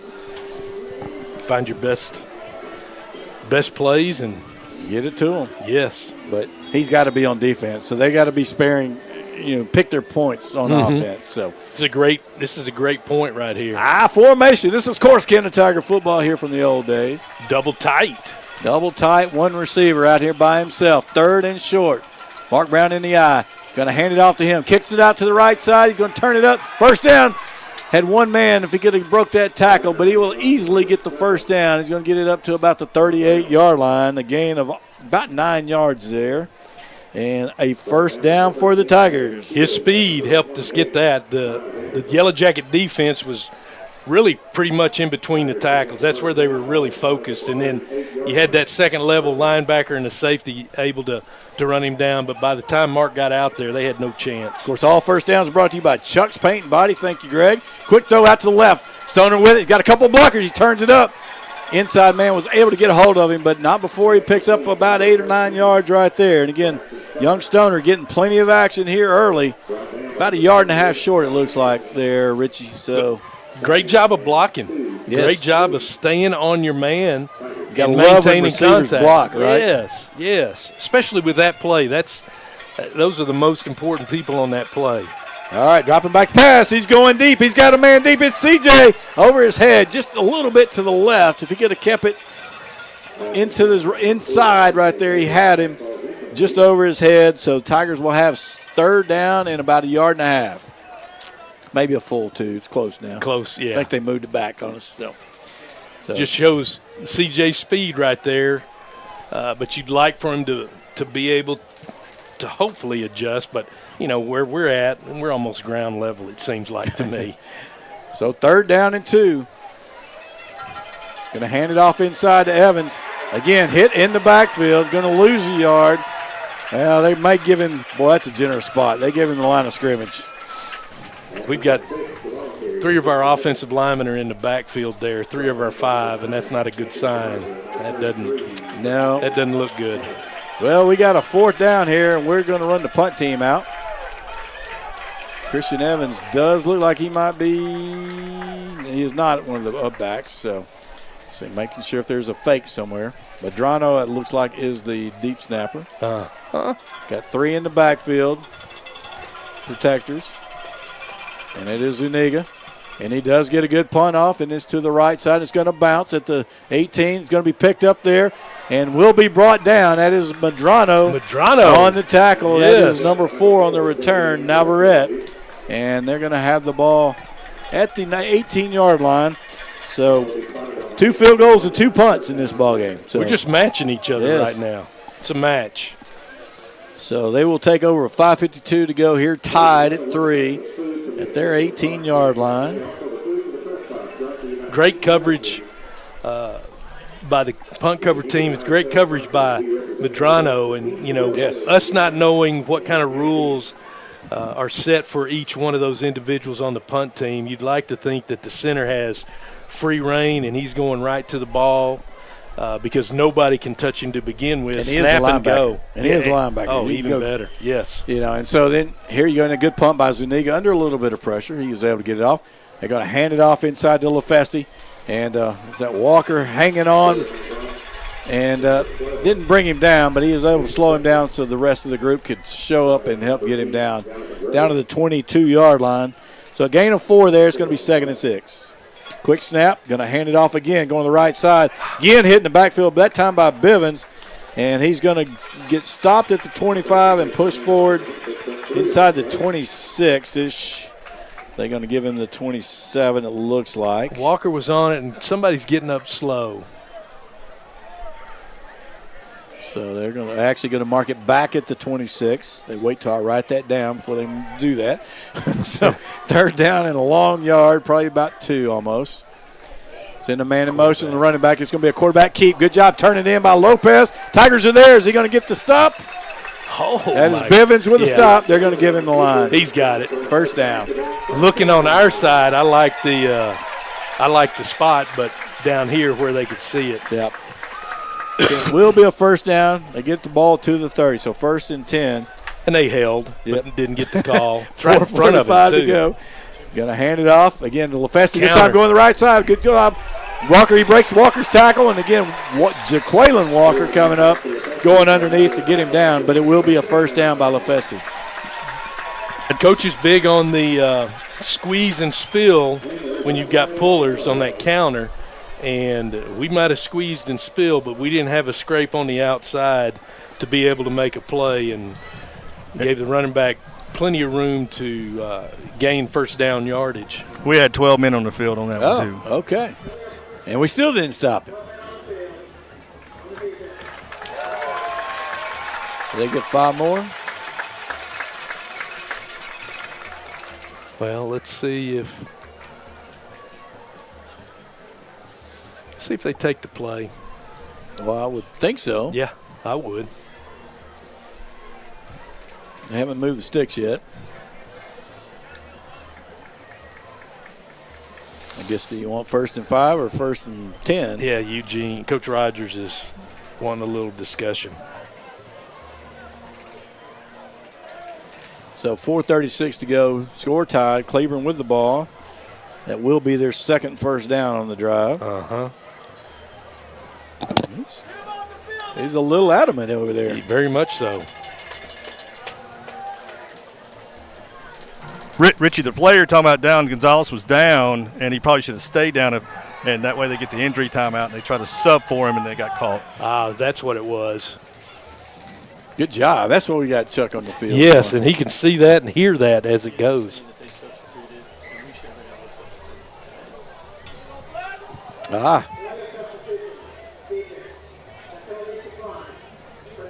Yeah, they've taken the play.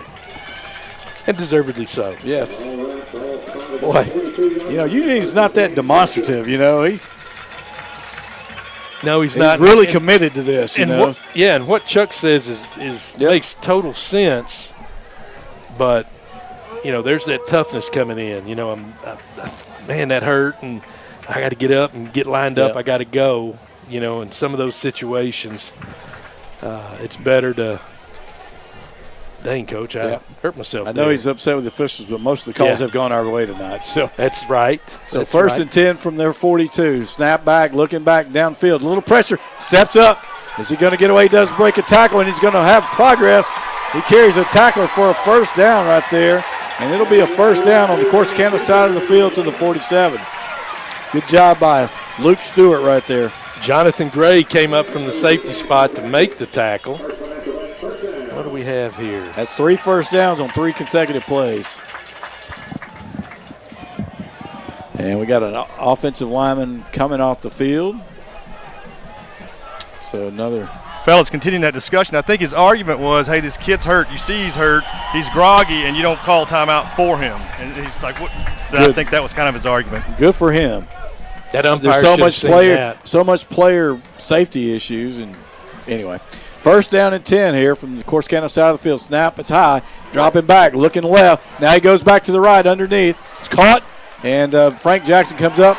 Again, they slip a tackle, and I guess he goes out of bounds, a yard short of the first down, as they will have it at the Corsicana 38. For those of you that aren't watching it on the stream, we had both tackles set, pass set, and then the center snapped the ball. We don't have enough guys on the line either, by the way. They don't have – that left tackle is not 3 yards off the ball. Dropping back to pass, looking left. He's going to throw a curl route.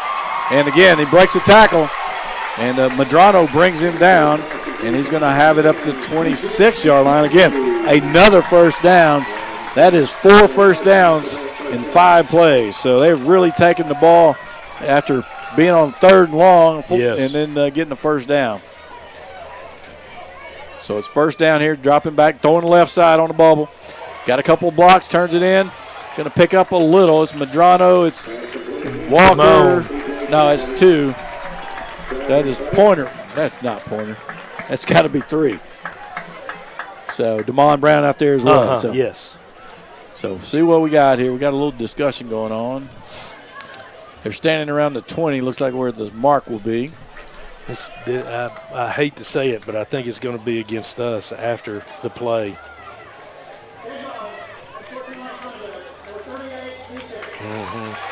Medrano.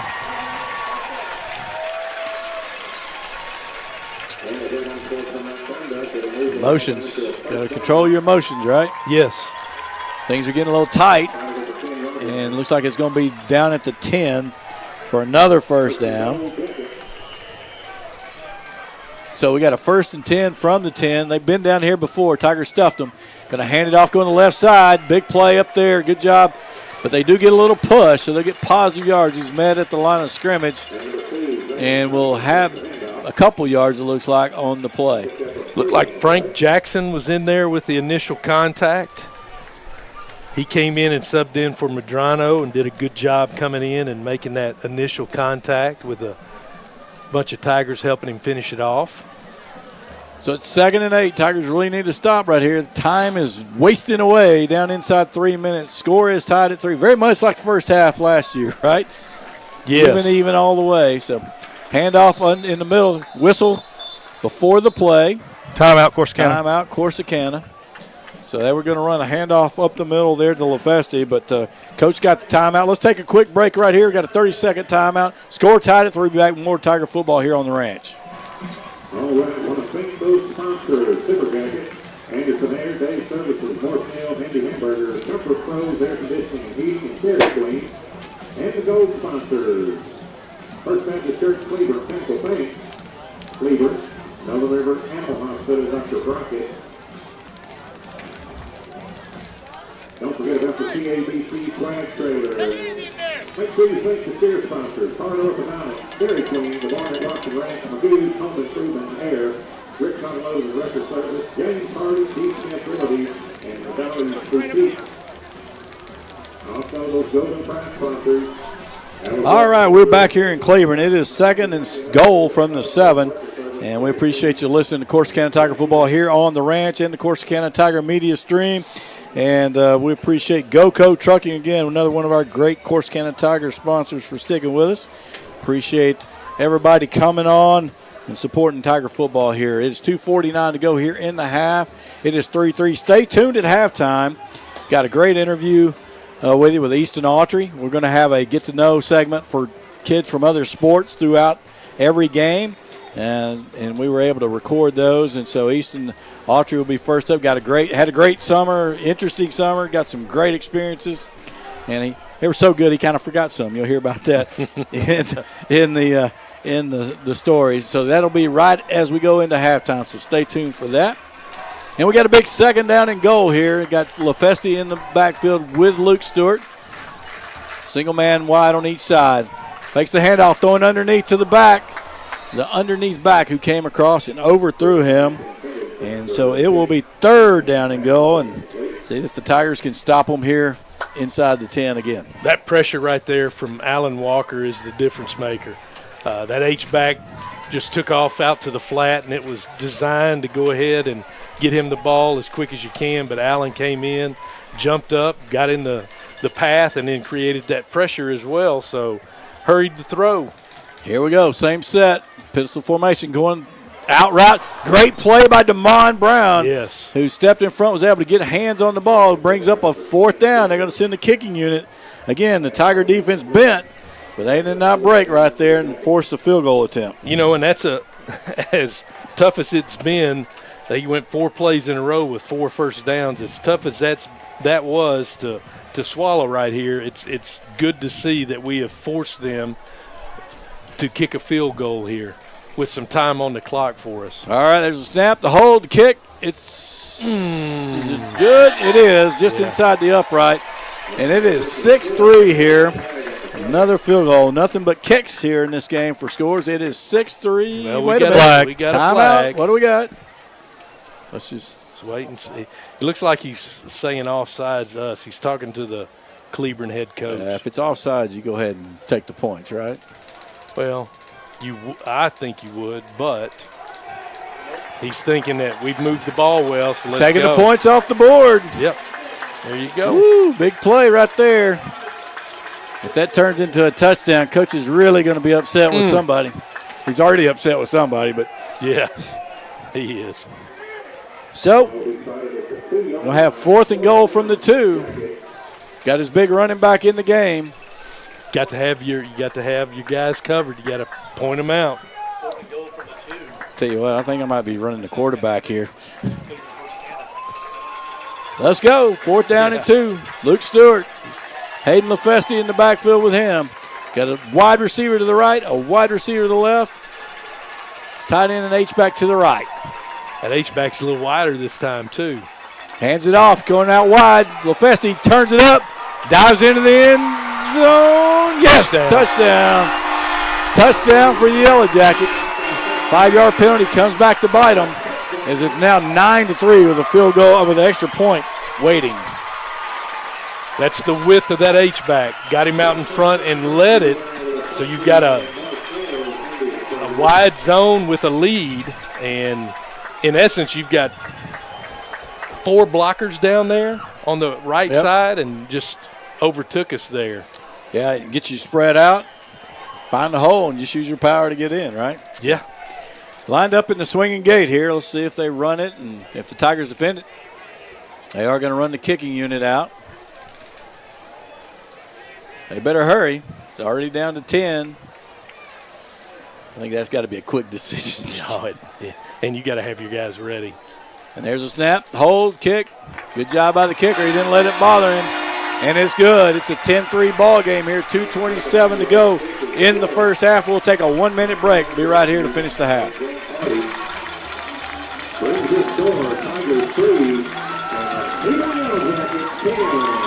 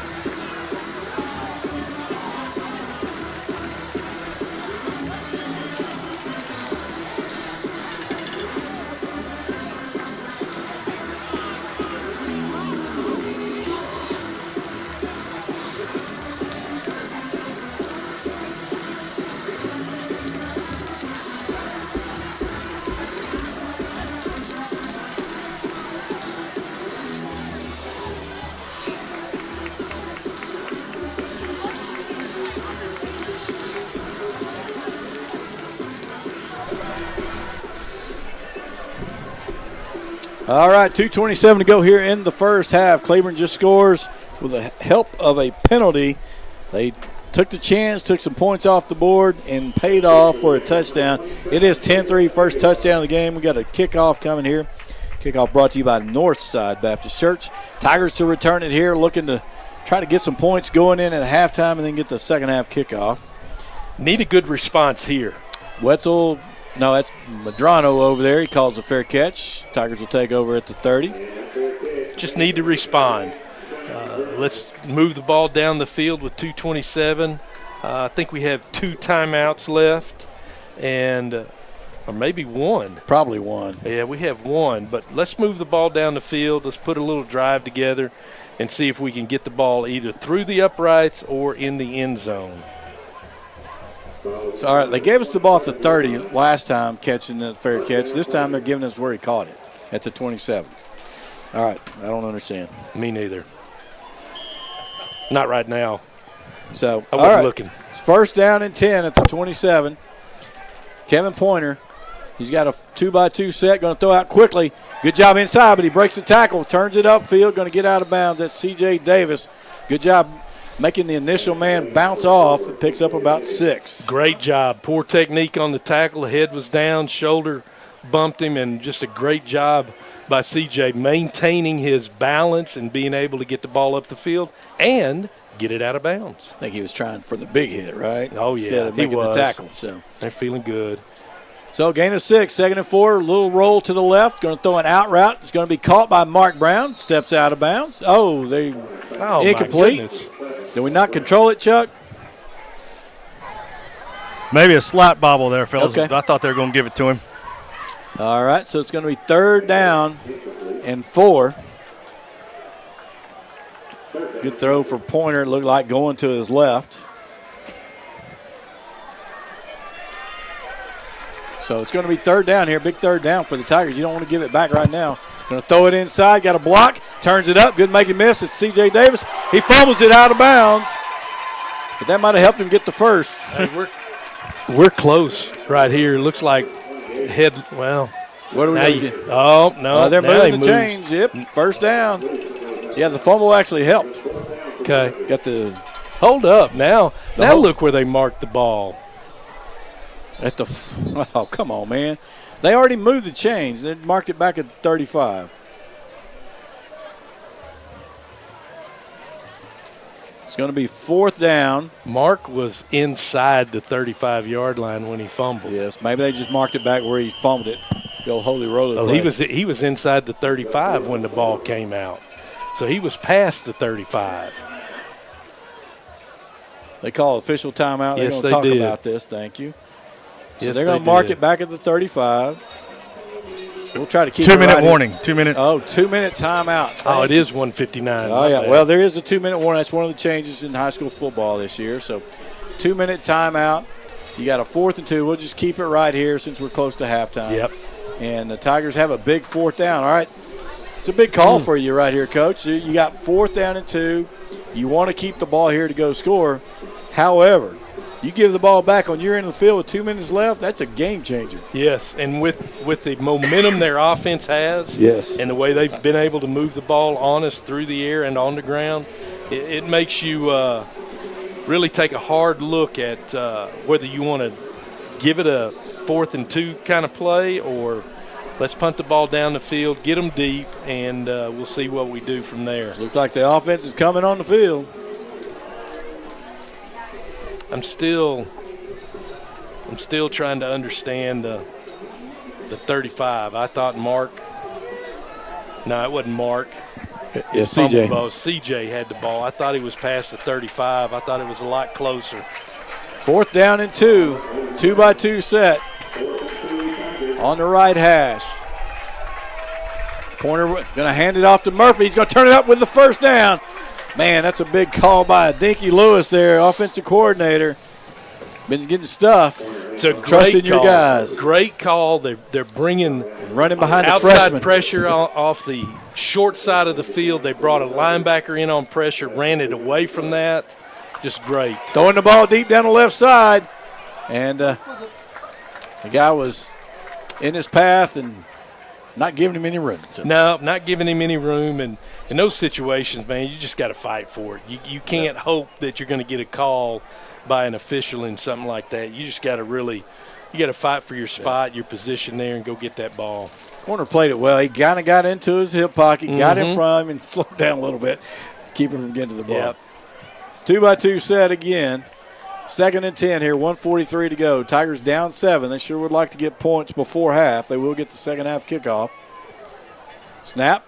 Hands it off to Murphy. Breaks a tackle. Moves forward. Only picks up a yard. But he broke a tackle in the backfield. That would have been a loss. Yeah, they brought 2 through that gap there. We really opened things up for them. They brought 2 on the blitz, and it just happened to be the right place at that time. I don't mind running a little clock there, Coach. No, I don't either. 3rd down and 9. We got a kicker that can kick. Yeah, they're going to call a timeout and try to preserve it. It's 1:18 to go here. It's 10-3. Chuck, was there a lot of complaining on the sideline about that spot on the 4th down play, the 3rd down play? You know, there really wasn't. He didn't get as much clarification as he did on the substitution of the defensive lineman earlier. So I guess perhaps he agreed with her. Perhaps he couldn't advance the fumble. But there wasn't just a whole lot of complaining. But maybe he didn't have time because he had to get the next play in and decide he was going to go for it on 4th down. Well, that was a big conversion right there. This is a big 3rd down and 9. Yeah, now you're getting toward midfield. If you can get that down to 2 or 3 yards, it may change the way you look at things. Sure might. But if you don't move it from here, it's obvious what you've got to do. I wouldn't mind going back to that out on the wide side right here. Yeah, it was open. It was open a while ago. Yeah. Yep. It was open earlier. Protecting deep because we run a lot of deep routes, and they saw the scrimmage film. Yep. Throwing the ball deep. So. And we're going to get pressure from the outside, so we've got to be able to pick that up. Well, we got the back to the wide side here, to the offensive right. Yep. 2 receivers on each side. Petty and Stoner down here closest to the press box. Looking left. And he's pressured, and ball is blocked. They knocked it. Yeah, he knocked it down. He is blocked. Good job there. Getting up in the air by the defender. And it's going to bring up a 4th down. Tigers will have to kick it right here. And Yellow Jackets will have 1:14 to go here to see if they can do something before half. Well, let's get the ball.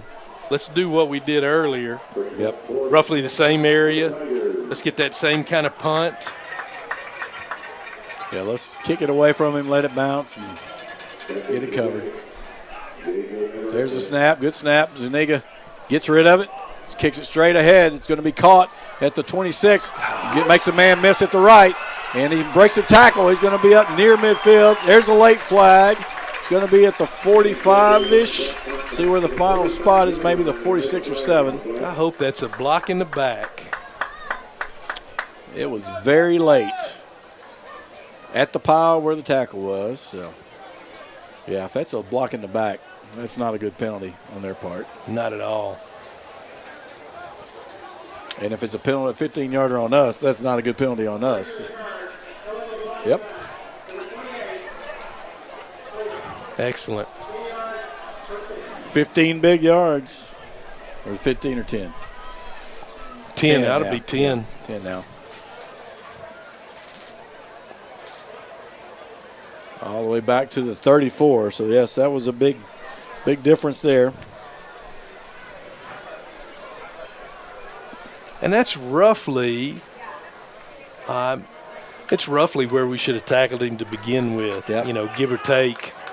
It's probably 5 yards deeper, but we should have tackled him right there. But got 1:03 to go here. 10-3 Jackets with the ball. Quarterback's going to keep, and then he's going to throw it, lateral it out here almost. And Alan Walker from the inside comes and makes a tackle inbounds. Clock's still rolling. It's off again. That'd be a crab for me. I think I'd institute crabs or whatever their penalties are for that. Yeah, So he goes off the field. Jennings, I believe, comes on in his place. Man goes in motion. They've looked the receiver. Screen. Now he's backing up. Screen. Big room right there. Bivens doesn't make the tackle, but he comes up and makes it where he has to make a move, and he trips. It will be a 1st down at the 44. Ooh, yeah, they are. They're in their early season, too. They can't get the chain spotted. Somebody's sleeping over there. All right, 35 seconds to go here. It should start when the ball is set and ready to go. It does, and counting. Send the man in motion, dropping back, got a man underneath. It's the H-back. It's caught. Walker over there to make a play. Coming up is Jaqueline Walker, who's been active from the defensive backfield. Brings him down. Clock's going to stop at 22. Another timeout. And the timeout things are not on the board, so it's hard for us to know, but we got to be close to being all, right?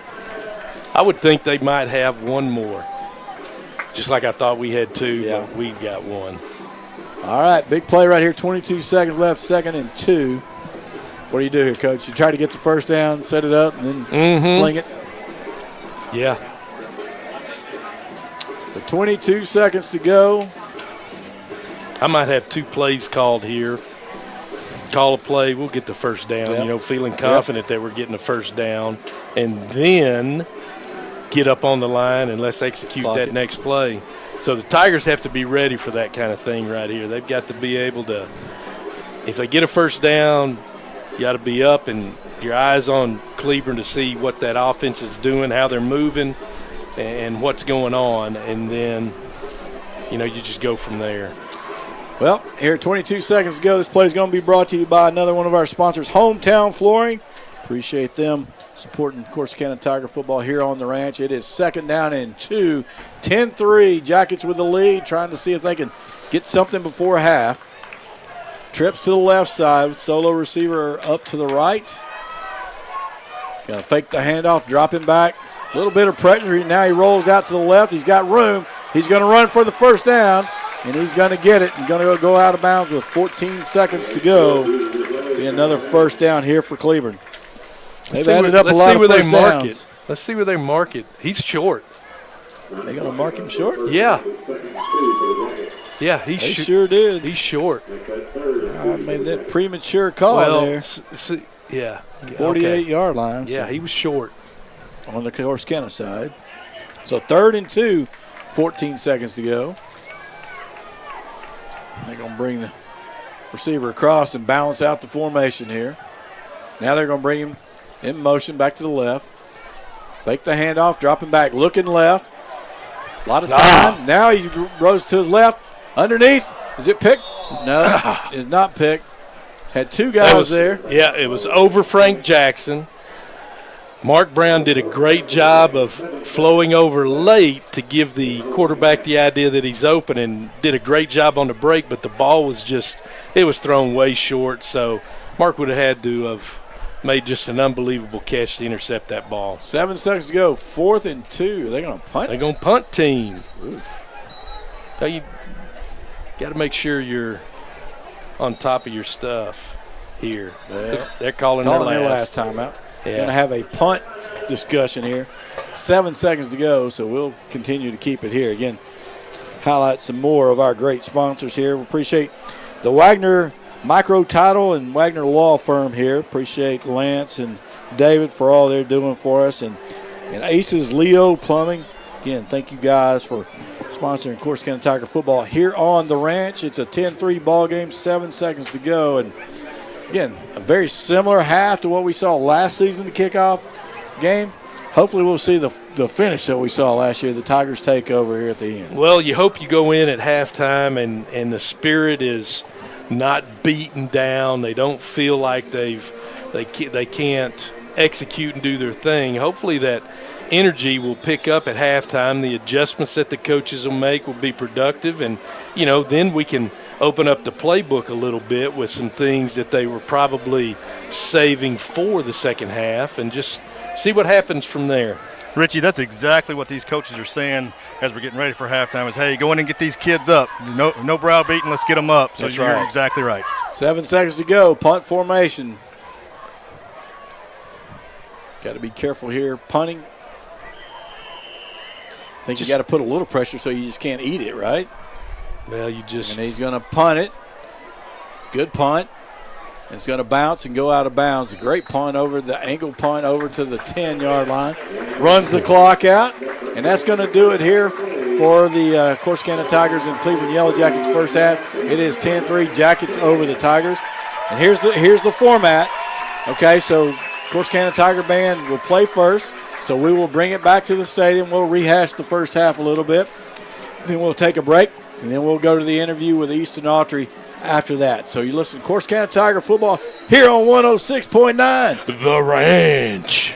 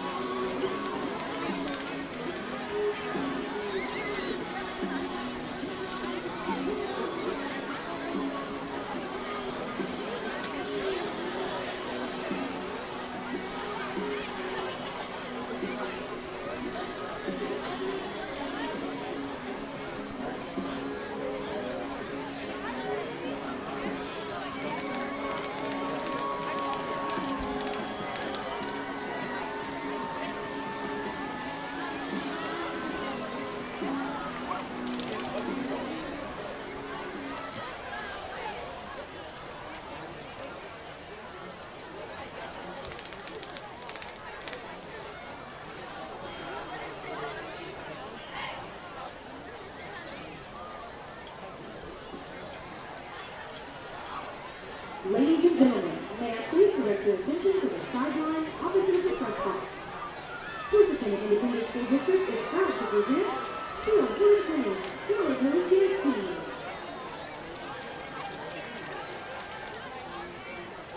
All American officers from left to right are Senior Lieutenant Kathy Boyle, Senior Lieutenant Riley Burns, Senior Lieutenant Whitney Otto, Senior Lieutenant Kate McKinnon, Senior Lieutenant Malaysia Reinhardt, and in the center, Tech Captain, Senior Stephen Jones.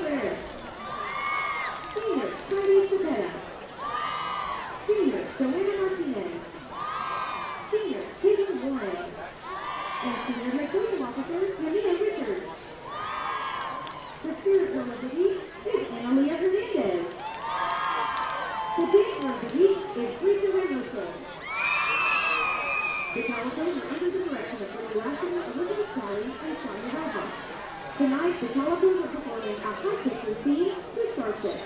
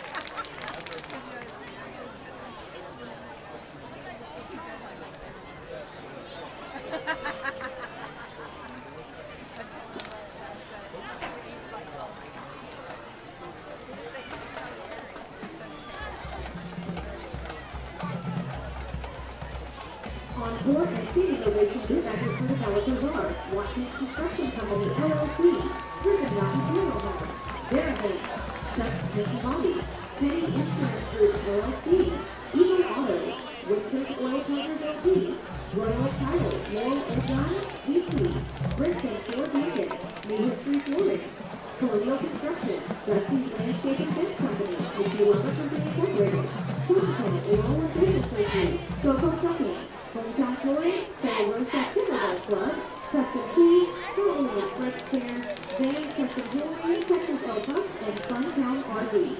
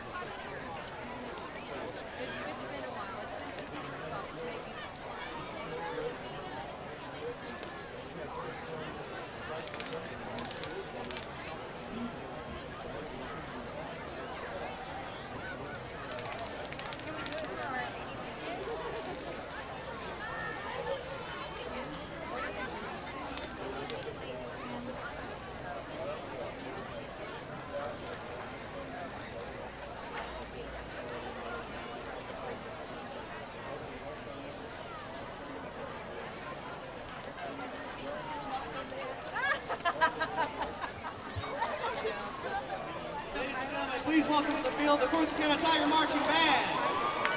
Tonight the band will be performing a portion of the first round of the BYL program entitled On Wings of Cinder, which depicts the life cycle of the fabled phoenix or firebird. Drum makers for the band are Cassidy Coleman and Angie Farala. The Tiger Band is under the direction of Ricky Hinton, Nathan Williams, Michael Ballou, Ryan Cupp, Nicholas Smith, and Ethan Kyle. Sit back and enjoy the showcase of spirit and pride of the Corsicana Tiger Marching Band.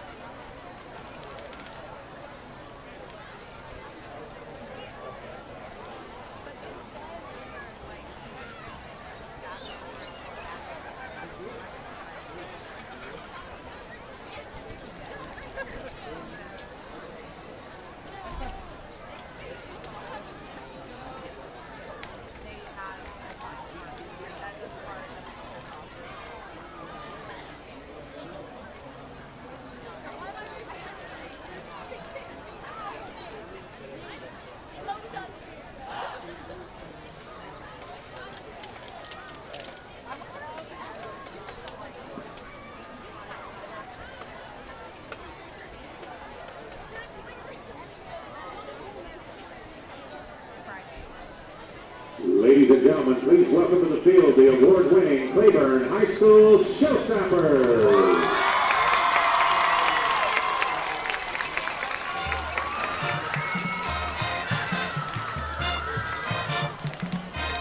The 2025-26 Showstoppers are led on the field by advanced officers, Junior Lieutenant Heidi Santana, Junior Lieutenant Blaine Wycliffe, Senior Lieutenant Layla Brumfield, Senior Lieutenant Hannah Richardson, and Captain Maya Rivas.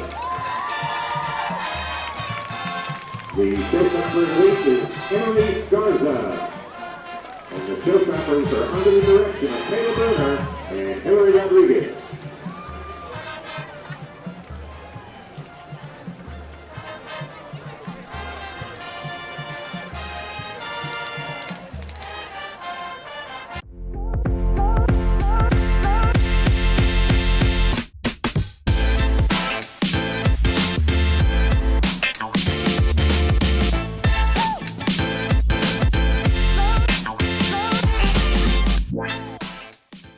All right, welcome here to our Get to Know You segment. Rusty Hitt along with Easton Autry here, Corsicana senior baseball player. And Easton, you've had a very active summer. Why don't you just give us a little rundown of some of the things you've been able to do this summer? So first thing is I went to Arizona, tried out for, I guess, the All-American Classic, which is another thing I went to, which was last weekend in San Diego.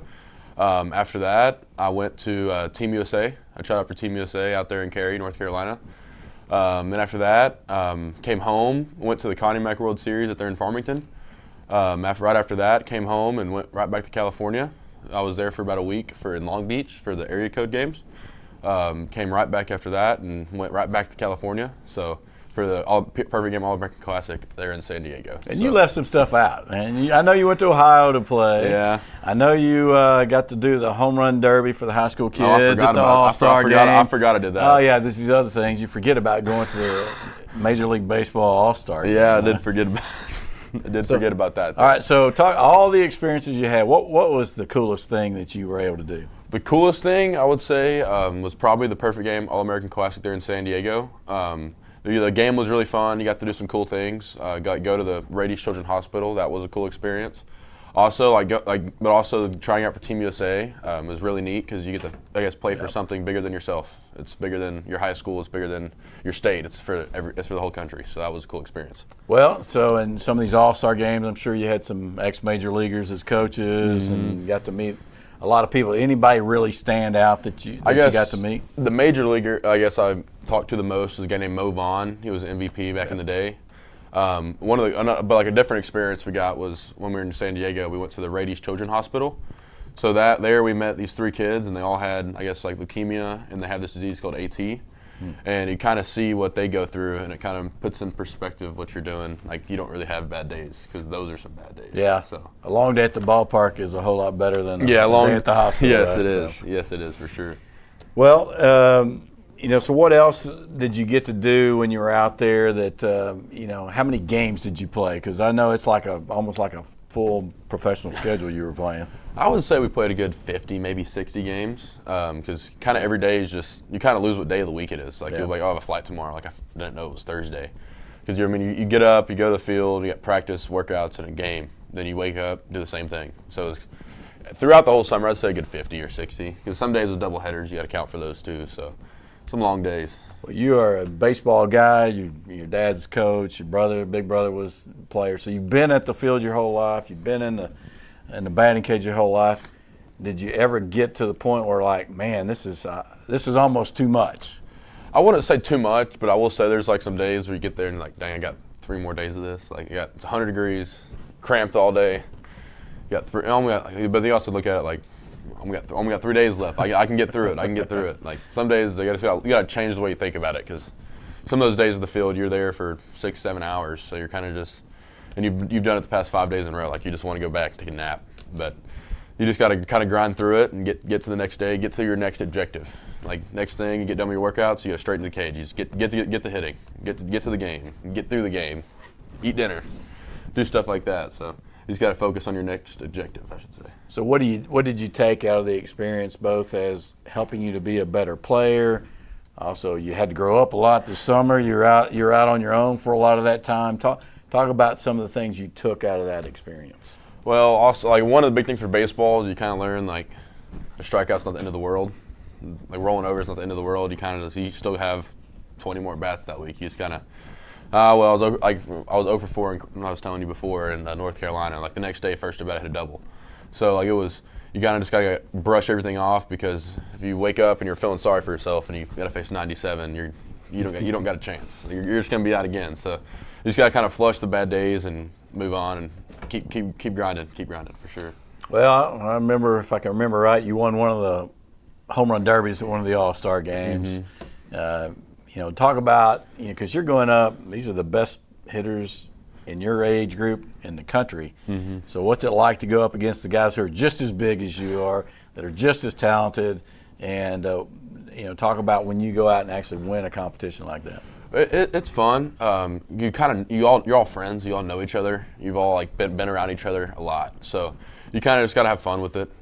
Don't get upset if you lose. You kind of the home run derbies are supposed to be fun. So you go out there and you have a good time. Try to hit as many as you can and talk a little trash along the way. But definitely, it was awesome. It was cool. Like I won the one at Erie Code. I hit like 24 total. So that was really neat. Just the last round, I hit 12 of them like 2 minutes. So it's exhausting, but it was so much fun during the moment that you kind of brush everything off. Yeah, when you get in a zone like that, you hit 12 in that kind of setting, you just feel like you can hit it anywhere, right? Yeah. Yes, you definitely can. Well, talk about that versus, was that more cool than hitting the video board at Globe Life in Arlington? No, the Globe Life, that was crazy. I was like that. I was joking around before, like, no shot. I'm gonna hit that. Then I did. It was like, that's pretty cool. That's never happened before, so it's kind of one of those deals. It's pretty neat, and I don't think anything will ever really top it. So. Well, and you're getting played on MLB Network and that kind of thing as a junior in high school. That's got to be a great feeling. Yeah, it was a great experience. Got you a lot of notoriety as well. Oh yeah, and it did certainly definitely. Pulled you up the peg on the player rankings as far as being noticed. But obviously, you're already committed to go to the University of Texas. So what do you see? What was it about Coach Schlossnagle and the University of Texas that really drew you there? Schlossnagle and them were at Texas A&M before, so I already had that relationship with him. He's also just a winner. He's kind of mean sometimes. Like some players don't like him. So it's kind of like playing for your dad. Yeah, so if he finds ways to win, and if you're a winner, you're gonna like him. So then like Tulo, like the hitting coach, he's kind of crazy, but I like it. He's kind of a madman, but he's very good at what he does. And he's a very good Major League Baseball player. He's very good at what he does, so you just got to really focus on him, and you got to believe in him. And I really believe in that coaching staff over there that we're going to win. So. All right. Well, what's it like playing for your dad? Well, that's interesting. Loaded question there. Yeah. Oh, but it's good. It's fun. Not most people don't get to do that. Get to step on the field with their dad every game, pretty much. So. Take away what you can from it and enjoy it. Also, got to try not to let him get to my head too much, because he definitely does that. But try to take away from it and enjoy all the I guess the moments that most people don't get to have. It doesn't hurt that he's a pretty good baseball coach. So, well, let's talk a little bit. This is your senior year. Your team. You got most of your team coming back. What are you looking at for the Tigers coming up this season? This year. Honestly, just to get more, kind of tough it out a little bit more. I feel like if we get behind, it's like some of the guys would just kind of quit a little bit last year. We're kind of trying to hopefully get that out of everybody and just have that fight from the first pitch to the last pitch. Like we showed that in Belton, but for example, like Crandall last year, at Crandall, we didn't really, kind of showed up all kind of lazy. Everybody was, and that kind of just put the belt on us a little bit. But in Belton, they come back, they score like 3 to get the lead. We come right back and tie it up. Yep. Then we go out and we come back in and win it. So really have more relentlessness throughout the whole season instead of just trying to turn it for the playoffs. You can't just do that. You can't just turn it on when you want to. So try to have that focus throughout pitch 1 from Duncanville scrimmage to Grapevine, the state finals. There you go. You gotta like that, right? Oh yeah. Yeah. So what kind of responsibility do you feel? After basically your experiences this summer and everything, You feel like that'll help you going in to help lead this team? Yes, sir, it does. Because when you go off in the summers, you're kind of around everybody who wants the same goal. You got to play as hard as you can. That's one thing I've kind of learned. You can't take any second off. You take a second off, you're left behind. So try to help them guys realize that, and not that since it's high school, it doesn't matter, because it does. Everything matters. So you got to just really take away like the stuff I learned, like base running, like really learning base running. Help those guys read that stuff. Like at USA, like if you didn't like a dirt ball read, so the pitcher spikes a breaking ball or something, and you didn't take second base, like you're not making the USA team. And that's something we never do in high school. Like most of the guys just kind of stand there. Even I did that. But there, you just kind of have to. So you just got to keep going. Well, you obviously did a lot of baseball. Is there anything besides baseball you like to do? I like to hunt. I like to fish a little bit. Like me and my dad are going hunting.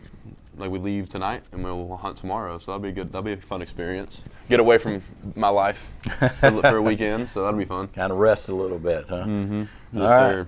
Well, this is Easton Autry. He is representing your Corsicana Tiger baseball team very well this summer, and we appreciate you stopping by. Yes, sir. Thank you all for having me. Good luck to you, and looking forward to a great season. Yes, sir. Thank you.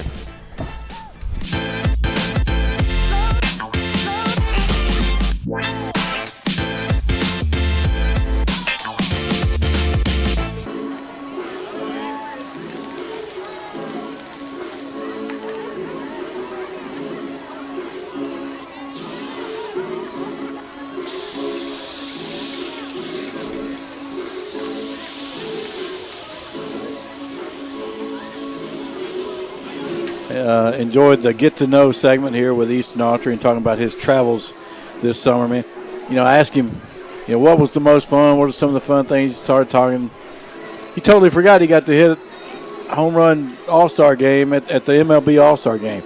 I was like, man, you had a summer when you forget to talk about getting to be in the home run derby at the MLB All-Star game.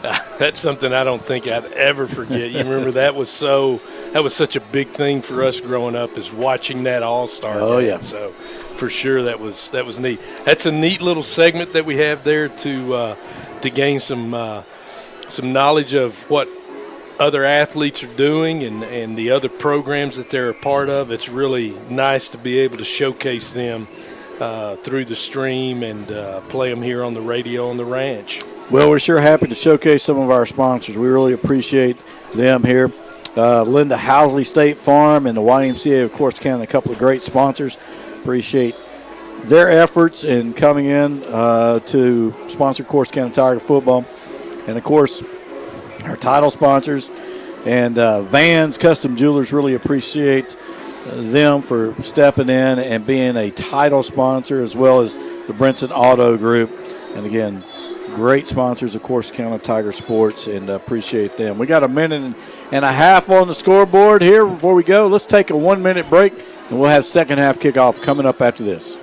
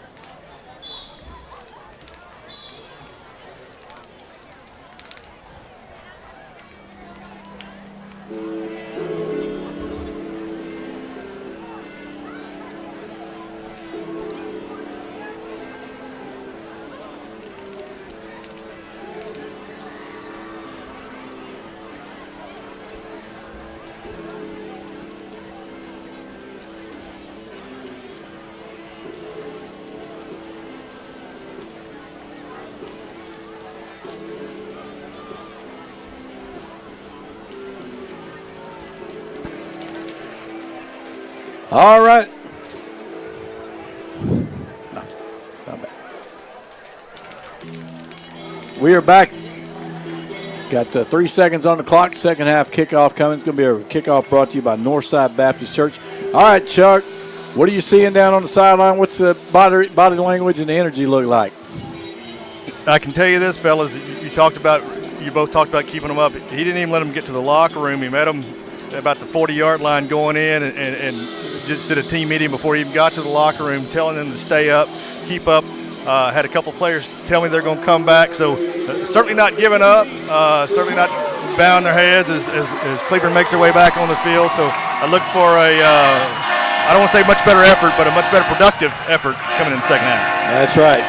It's the production we need, right? We need to finish right here. Had to put together a great first drive, kind of stalled down there with the penalty, able to convert with a field goal. But, we've given up a couple long drives too, and we got to be able to get off the field. So. And you mentioned it off the air. It's about putting a drive together right here, taking the ball down the field, executing offensively, utilizing some of the adjustments that I'm sure the coaches have made, and let's put the ball in the end zone. Let's don't settle for three. Let's get the ball in the end zone right here. It's going to start with a great kickoff return. Keenan Murphy is going to be the deep back. They made an adjustment, go to solo deep. Got 3 at the second level and 2 a little closer, maybe looking for those guys to come up and catch that pooch kick and maybe get some momentum going forward. Yeah, and those guys that are up to catch that pooch kick can go. Got C.J. Davis over here. Looks like Damon Brown. Yeah, Damon's on the other side. So we got kickoff coming up right here. Again, kickoff's brought to you by Northside Baptist Church. Looking for a big return right here. See if I can get off to a good start. Aguiar ready to kick off. He's had a busy night. He's kicked 2 field goals. One of them they took off the board and turned it into an extra point. Just watch to see how they communicate with him to see if something crazy was going on. Nothing. Short pooch kick. Again, they kicked it shorter. This time it's caught by the front line. It's dropped. I think we got on it there. Number 80 for the Tigers on the front line, Luke Watson, was able to get on it. And so the Tigers, they don't want to kick it deep. The Tigers made that adjustment, and they made an adjustment to kick it shorter. So almost came back to get us. It sure did. I mean, you're talking about a front line that's not going to catch that ball. They aren't there to catch. They're there to block, because usually you're pooching it to that 20-yard line mark. And just so happened he kicked it the way he did. We got back on the ball, and all is good. All right. Good field position. Yes, we do. We got trips out to the left. Solo receiver Petty down here at the bottom. Got Murphy lined up to the right. And looking out, pressure on. We got a tackle. I don't know. Yeah, there's the hold call on Murphy. Petty makes an adjustment. Looks like he kind of threw the defender out of the way. But there is a hold as Keenan Murphy. Oh, yeah. Keenan Murphy. Horse-collared. He pretty much grabbed him from the start and held on tight. So that's going to be a 1st and 20 after that. Let Keenan think, hey, you got to run over this guy because he's trying to tackle you, and just run over him. Again, just seal him off, too, and let your guy get outside, Just let him take himself inside. Get on that outside shoulder. So 1st and 20 here. Tigers trying for a big play there on the first play. Again, the pressure showing up. You got 2 receivers out here to the right side, 2 out wide to the left. Ball on the right hash. Running backs lined up. They're going to not bring C.J. Davis in motion. Now they're going to bring Stoner in motion. Fake the handoff and hand it off inside to Murphy. He's not going to get much, if any, maybe a yard. Nope. Looks like they're just going to get back to the line of scrimmage. Ran a twist up front. They had a 4-man front there. They ran a twist with both tackles and both ends, and then that outside backer, nobody touched him, so he's able to fall back in there and make a play pretty much at the line of scrimmage. So 2nd and 20. He trips out to the wide side. 1 receiver down here to the right. Ball is low. Got tons of pressure right there. He's trying to get away. Not going to be able to get away. Will be sacked. Going to lose about a yard, it looks like, on the play. And quite the opposite of what we said we needed to do here on the first drive is happening, is we've done nothing but go backwards, really. Yeah, that is. I know that wasn't in the plan for sure.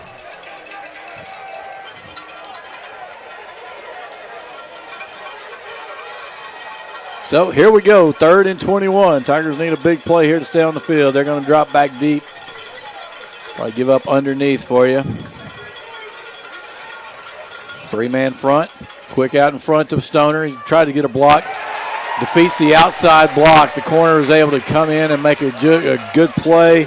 Stop him for a short gain. Going to get the ball to the 35-yard line. Only a gain of 4 there when they needed 20. It's hard. I don't know that any coach has a 2nd and 20, 3rd and 20 play. Getting put behind the chains like we did on the first offensive play. 3 and out here to start. Going to be a punt from Zuniga. Does a good job end over end kick. Hits at the 40, bounces, going to be picked up. Makes a man miss, but Medrano there, again with a special teams tackle, brings him down right at the 25-yard line. And so Cleburne will take over there with all the momentum going their way right now.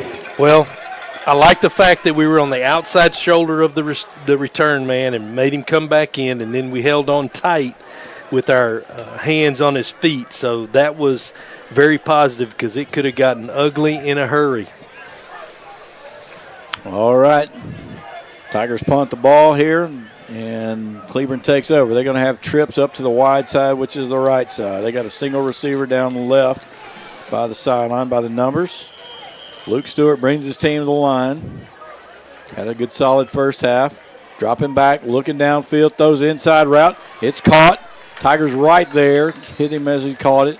Looked like one of the backers. It is Bivens. Adrian Bivens coming up. Tigers got a defender on the field. We get the ball up to the 30-yard line. It's a gain of 5. I want to see. I can't tell who is down. That's Crumpton. Yeah, it is. So Tanner down on the field. Hopefully maybe a cramp. Well, we'll see. They are working on him here. There we go. It is a cramp. Yeah, I like everything, but that's what you want to see. Yes, I like the action that the trainers had to take. That's at least initially, that's a sign of a cramp. Well, we got a break here. Again, appreciate Corsicana Tiger football. Brought to you by Sunset Realty and Cortex Steel. Again, sponsors here for Tiger football. Sure appreciate them, as well as McKee Lumber. Again, Larry Morrison always doing great work for us here and for the community. So 9:40 to go. It's 2nd down and 5. It is 10-3 and still working on Tanner down there on the field. Well, he is all muscle.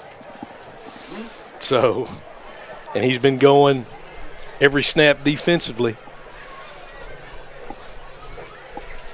Man, they're still working on that. That's, I think he told me he squatted at powerlift to 700 to go along with that 600. Good grief. So, yeah, that's kind of nuts. Yeah. All right, they got him up. They'll get him off the field here, so he will try to jog off. Let's not catch another one. Yeah, easy off. Let's go ahead and get some fluids in you. Sawyer in the game for Crumpton. So it is 2nd down and 5. Tigers need to make a negative play right here. We got to go backwards. Speaking of subs in, we got Marquise Cooks in at safety. Okay. As well. Shotgun snap, throwing it out quick. And again, Frank Jackson right there to make a play, got a hand on it. He was thinking the other way, but right there, just getting his hand in there, getting into his drop zone and making a play. Oh, and being right there and just that's a nice response there. And it's one thing to be there, but you also got to make the play, and he was able to do that. So 3rd down and 5. Throwing quick out here inside. Tigers miss a tackle. Could have had him for a stop.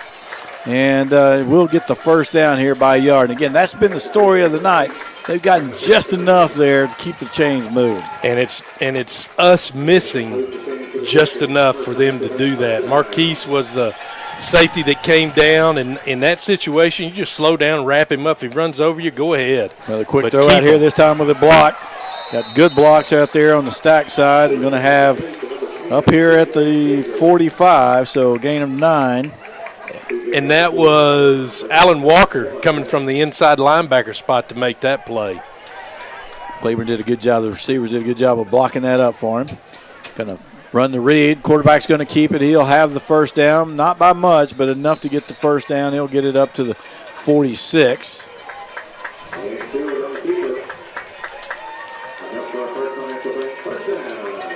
So first down there. Actually going to give him the 47. So 9 minutes to go. 7-point lead here for Cleburne. They continue to drive the ball. Looking out here to the left, throwing the inside. Good coverage. Good job, Damon Brown. Again, good coverage. Pops it up in the air, but nobody there to come away with the interception. But again, good play by the defense. Good job underneath coverage from Damon, and Marquise was over the top with the inside receiver wheel route. So we had that side of the field covered. Great job in the secondary. We've seen some good coverage played today. So 8:52 here. Snap, going to run the read, hand it off. The running back goes outside, going to pick up a good gain around the left end. Going to get it up to the 46 on the other side. Going to be the 3rd and short here. Alan Walker again on the tackle. Lined up quick. Hand off again. Good hit, but LaFesti doing a good job of twisting and turning, getting close. He is about a yard short. Maybe half a yard short. So you're going to mark it on between the 44 and the 45. Good job by Lopez, Walker, and Bivens. Man, Bivens laid the hit. Guy's doing he just does a good job keeping his feet. Yes. Watch the ball. 4th and short. Going to fake the handoff. Going to be a boot. Throwing it outside. He's wide open. Going to be a first down. He's going to trip. Goes out of bounds. So, nice boot right there. Everybody goes with the fake, and he's wide open down here. Yep, that's one of those. It's one of those plays you just have to stay at home and play it slow, because as they fake away from you, there's nothing you can do on that side. They got those other guys taking their responsibility. That's what happens when you can run the ball effectively, right? Yes. It opens up a whole lot of stuff. Sure does. So 1st and 10 now. Cleburne again continuing to drive. This is their 3rd first down on the drive. Dropping back to pass, throwing it out underneath, and it's caught by the H-back. He jumps over a tackler. Frank Jackson knocks him out of bounds, but looks like he's going to be right at a first down, and they are going to give him a first down. Again, already number 4. We don't have stats tonight, but the first down total is way in the lopsided favor of them. So it is. 10-yard gain there to get it to the 23. Dropping back to pass, looking left. Throws it underneath. This time again, caught, and Tigers are there making the tackle. Damon Brown, the initial contact was by Frank Jackson. Short gain on the play. That was number 8, Cunningham, on the reception. Better play right there. Nice job by Frank on that play to slow play and make the initial hit and have other guys come and finish him off. No gain on the play. 2nd and 10. 7.5. There's a flag. We got a pre-snap penalty. Those typically go against the offense. Bad snap. Well, fake snap. Fake snap. Yeah. Move the ball, whatever. Yeah, he moved the ball, and so can't do that. Take it back the other way. It's tomfoolery. 2nd and 15. So. Oh, Richie. All right, 2nd down and 15. All right, let's. Tigers need to quit tomfoolering around here and get something going. So. Yes. All right, here's 2nd and 15. Going to hand it off up the middle. LaFesti making a move. He's going to have good yardage, gets most of the penalty back. He maybe 4. He's just inside the 25. And a host of Tigers on that play. Like that. So we'll give him the 24-yard line. It's going to be 3rd and 11. No Mark Brown on defense, by the way. Chuck, you check on Mark for us. Going to hand it off, fake the handoff, and throw it inside. Making a play. Tigers had to run, but, man, did not have the little toss out here to the H-back. They've made a living on that play here. So first down to the 10. Alan Walker again on the play. Good ball handling by Luke Stewart, by the way. Yes. Fake me out. Hands it off to LaFesti. He's going to have a short gain. So it's going to be 2nd and goal going to be down at the 8. Frank Jackson and Adrian Bivens on the play there. Linebackers have been active. We sure could use some plays in the backfield. Yeah, we want that front 4 active. So got 2 backs in the backfield. Number 2, who's hurt us, is Husband on those short passes, and it's a touchdown. Just tried to undercut that one there, Rusty, and just couldn't. Ball was placed very, very well, far enough outside to where DeMond couldn't get there and break that play up. C.J. Kinsley on the reception. Again, Luke Stewart, solid quarterback. He said he threw 1,600 yards last year, and he's having a good night here tonight. Very confident in the offense. Fellas, as they're lining up for this, Mark Brown is doubtful to return for the second half. I don't have any reason as to why, but he is doubtful. Okay. Well, appreciate you checking on that, Chuck. He's got a sideline report there, and it's brought to you by Bacon Auto Ranch. And here's Aguiar on for the extra point. Kick is up, and it's good. And it is 17-3, and things are looking tough here for your Tigers at 6:02. They're going to need a good finish here and a good fourth quarter to get it back. Let's take a break right here. You listen to Corsicana Tiger football on the ranch at 17-3. Be right back. And that score brings the score, Corsicana Tigers 3, Yellow Jackets 17.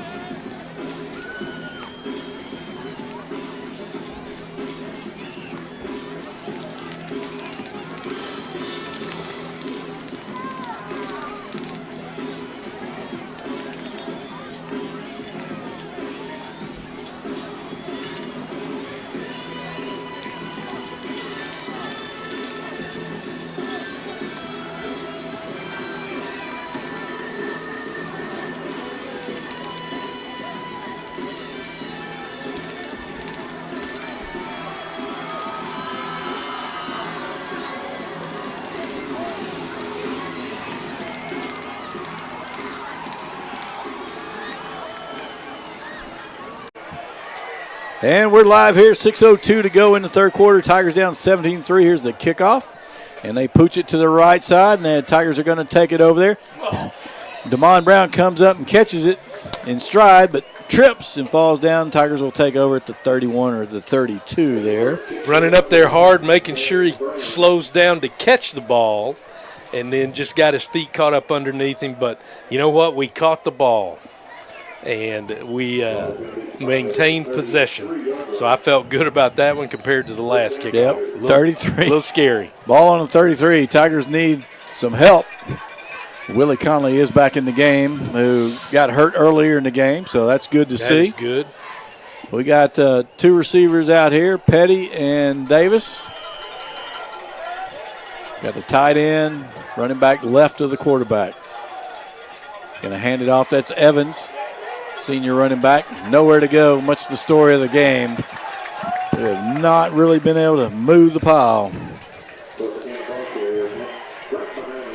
So it'll be 2nd and 10. Yeah, that's a tough play right there. There's not a gap anywhere that he could see to be able to cut to and have a chance to make some yardage. Really makes it tough on your quarterback when you don't have a run game. Yes.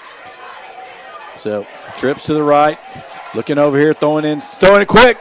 Oh, and Stoner was running too quick. They faked the bubble and had a little stop route. Hit Braxton right in the chest as he was about to turn and run. Bounced off of there, so just a little anxious. Yeah, ready to go. Now, of course, with the success, Cleburne's defense is really flying around to the football. Oh, yeah. All the way around, and it's easy when you get a 14-point lead to be able to do that. Well, you don't have to do a lot of real thinking. You're just going at it. Well, home opener, they're excited, wanting to get that first win. Pointer's going to run it, runs the option, tosses it out to Evans on the left side. Just a straight speed option. Does pretty good. Got 6 or 7 yards out of it. See where they mark it. That was on 3rd down, so I guess we ended up with 4. Yeah, we got 4 out of that. We needed more than that. We needed 4 on 1st down. Yes, that's for sure. So the ball on the 36. Actually, they only give us 3. I don't know how that's possible. That's what it says on the board. So here we go. We got Zuniga. Might be the MVP tonight so far. Good high kick. It's going to be played in front. And, man, he makes a nice move. Makes a couple of men miss. He's going to get it up to the 45. Going to return it about 20 yards. Close to it, 15. Yeah, we got guys in position, but he's able to just get away from us. Second half, they've had 1 possession, ran 15 plays. We've had 2 and run 6. So not going to win a ball game like that. So we got to really get off the field first and foremost. We got to be able to get them off the field. And we have not shown we can do that here in a while. I think we've had 1 drive where we forced a punt.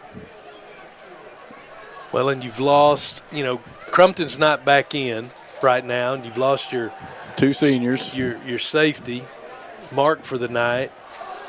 So this is where all those mat drills and all those competition drills show up right here. Yes. How do you answer it? Yes. So pressure in the middle, but LaFesti sidesteps it. Alan Walker had him. He get out of the way. He's going down. He's at the 40. He's going to be brought down at the 25. And again, Hayden LaFesti, he's feeling it tonight. He's having a nice night and gets it down there to the 25-yard line. Bivens and Jonathan Gray were in on the tackle. We've got a player down for Cleburne here. We're not keeping the proper leverage. We didn't keep the proper leverage on that last play, and that was enough to be able to open things up, and the running back was able to make a break. And you can't play it with the wrong shoulder. You've got to scrape and end up where you're supposed to be, and we just, instead of working ourselves to the correct side, we just took the easy route. Less pressure, we took the easy route, and that cost us 20-something yards. Well, we got a injury time out here brought to you by Bacon Auto Ranch and R&S Recycling. Again, thank you guys for supporting Corsicana Tiger football. Cleburne has the ball now, 1st and 10 from the Corsicana 25. Looking to add to their lead. Does not look like the same team from last year. Much more mature team with some key players. And there's Husband takes the handoff. He's going to get good positive yards out of that. And at least 5. Looks like they're going to mark it at the 20. Yeah, we're missing tackles now. And missing them. They've been on the field for a ton of plays. At the point of attack, yeah, they have. High snap. He's able to bring it down and hands it off. Husband is hit at the line. He swings him forward. Going to fall forward for about 2 or 3. So, Jerime Burrell on the tackle, looks like. Yes, got him a solo. Had a couple nice plays today for the sophomore. They say 1 on the board, but that's a long one. Hands off, going to the left side. Got a big hole. Filled there by Cooks, I believe, and brings him down, but it will be a 1st down. We had to run a player on mid-play. We weren't lined up, and that just enabled them to get a good We're not moving the 5 or chains 6 yet. yards. What we got going here? Yeah, I have no earthly idea. We were offsides because the player didn't get off in time, and he was on the offensive side of the formation. Thank you, Chuck. Just go ahead and move the chains because they're going to decline it. Yep. 1st down here. Another 1st down.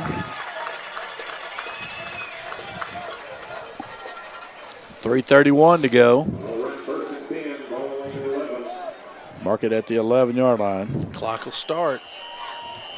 Another 1st down on 3rd down.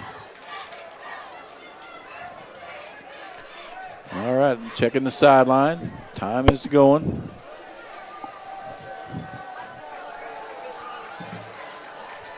All right, here we go. 3:13 and counting. Gonna hand it off to Husband. He's hitting the backfield.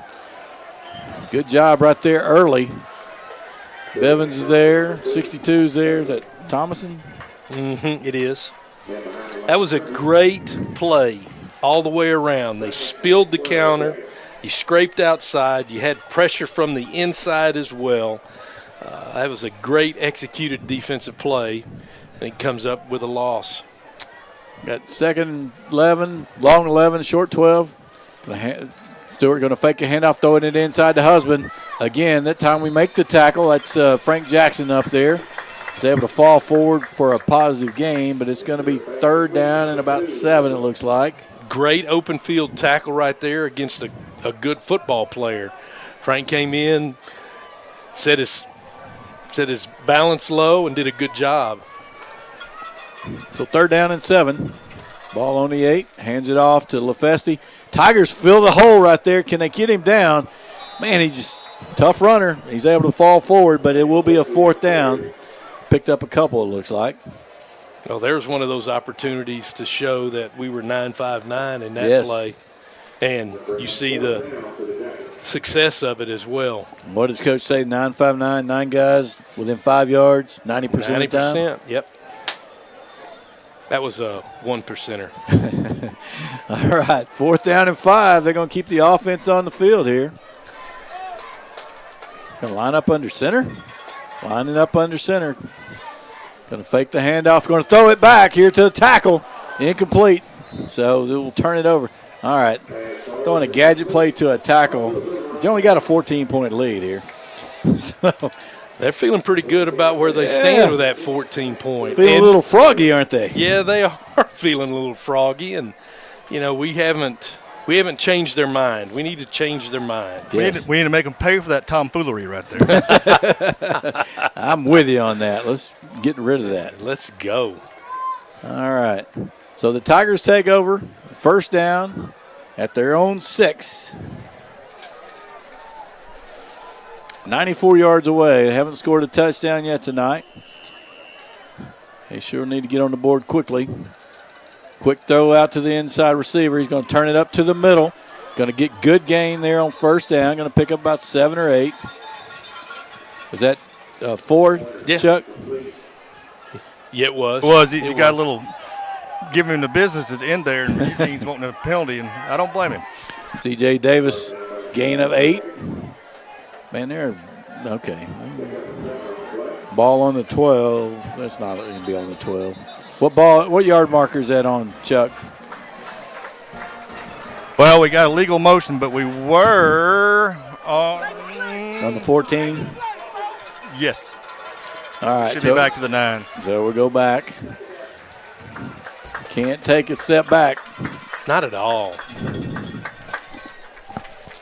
So, was 2nd and 2. Now it's going to be 2nd and 7. I'd say yes, 7. 6. 6 on the scoreboard. Yeah, they ain't been wrong a lot. So, going deep down the left side, got C.J. Davis. It's going to be not picked. Cornerback there playing center. The safety was playing center field. Just did a good job of getting over there, going high pointing the ball. He just doesn't catch it. C.J. did a good job of defending it. And he's got a cramp. The safety does. So it's going to be third down with 6.5 to go, we'll call it. So teammates just holding his legs up. He isn't doing anything to try to stretch him out. He's just holding his legs. Dude, that's not helping me. That ain't helping. Yeah. So we got another injury. Let's take an injury timeout here. Let's take a 30-second break. We'll be right here for more Corsicana Tiger football on the ranch.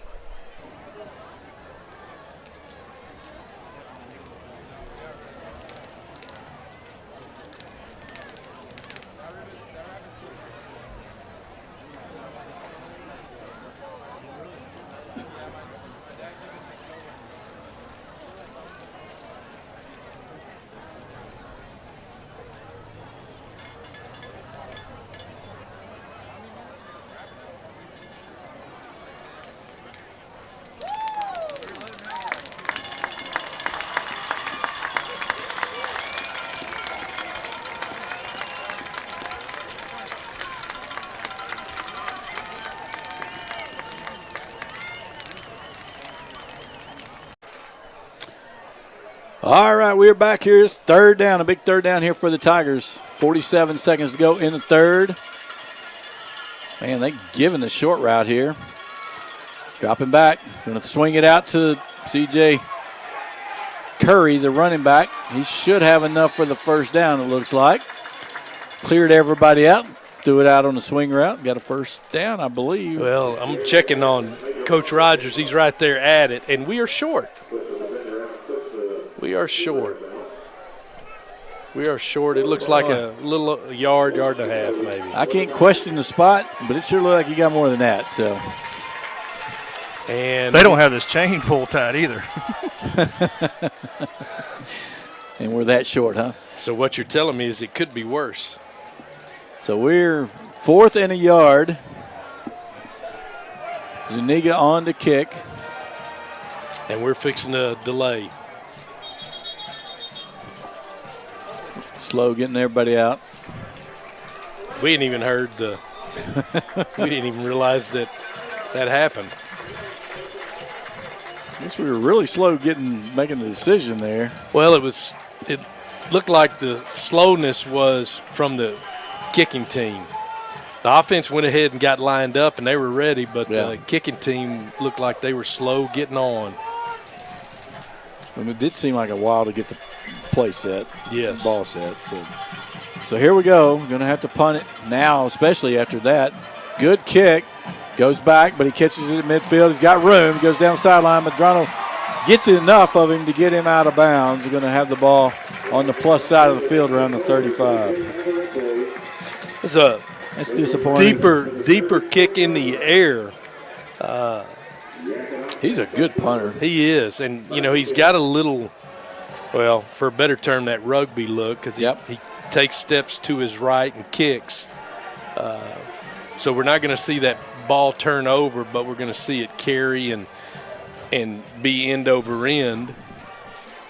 So it serves a purpose, then it's everybody else. It's the other 11 to get down the field and make that tackle. Yeah. I'm sure he's a soccer player. He kicks it like a goalie on a punt. He does, yeah. Plus he uses that, I think, to get away from some pressure. I think so, too. 29 seconds left here in the third quarter. 17-3. This third quarter being brought to you by Oil Town Comics. Hand off to Husband, who is hit at the goal. The ball came out. Ball pops out. Probably they're dead. calling it down. They're calling it dead. Tigers are saying we got it, but they called it dead already. Should be no gain, I think, on the play. Oh, they're going to get a yard maybe out of it. Again, we hit him in the backfield or at the line and ends up a little bit of a gain. So that ball's let going to be at the clock 35. run out and end the third quarter here. That's the end of the third quarter. As Richie said, it's 17-3. You listen to Corsicana Tiger football here on the ranch. We'll be back after this 1 minute timeout.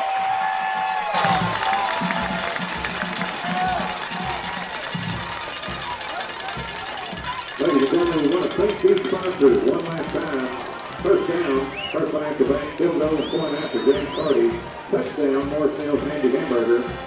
And the Super Jacket sponsors, Anderson Air, Day Services, Morris Mills Handy Hamburgers, Comfort Pros, Air Conditioning and Heating, and Dairy Queen. Also the gold sponsors, First Baptist Church of Cleburne, Pinnacle Bank Cleburne, Northern River Animal Hospital, Dr. Rocket, and no silver sponsors, Tax Trust, Farm Credit, Pregame, Cleburne Ford, State Farm Insurance, Crystal Plastics, Children's Engineers, Greenview Bank, Tiffany, the Motor Company, Glenman Insurance, Clarabelle, First National Bank, Grand Prairie, Northern River Banking Center, Classic Chevrolet, and Ally Financial, Clearwater Express Lodge, West Defensive Real Estate, and I noticed. I haven't looked.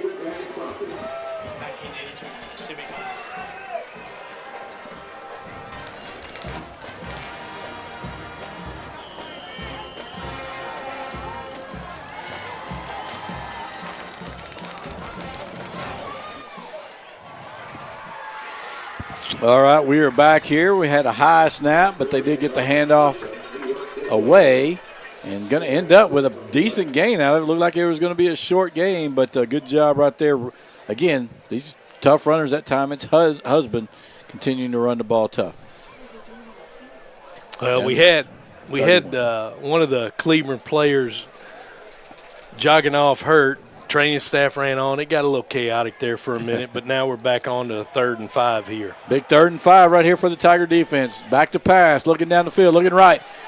He's out to his right. He runs and then throws it late.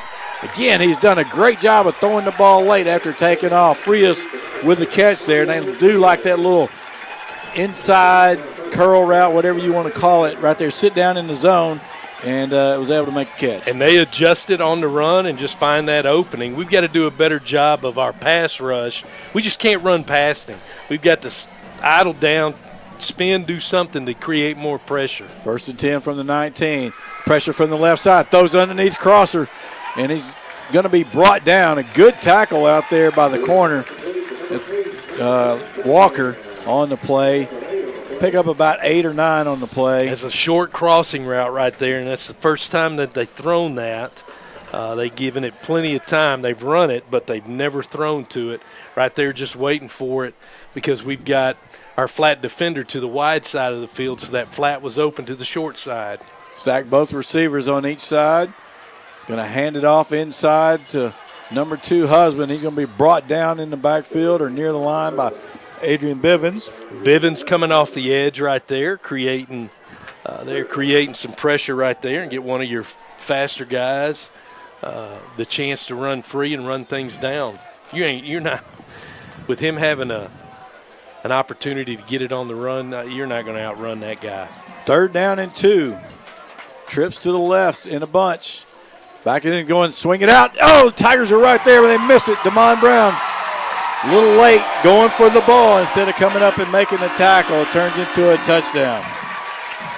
That's a tough one. He's been able to – his angle has been beneficial to him, but this is the second time it cost him. The last time was in the 3rd quarter when he threw a short corner right there for a score, and this time, Damon just took a tighter angle instead of working to that outside shoulder. Kicker comes on now.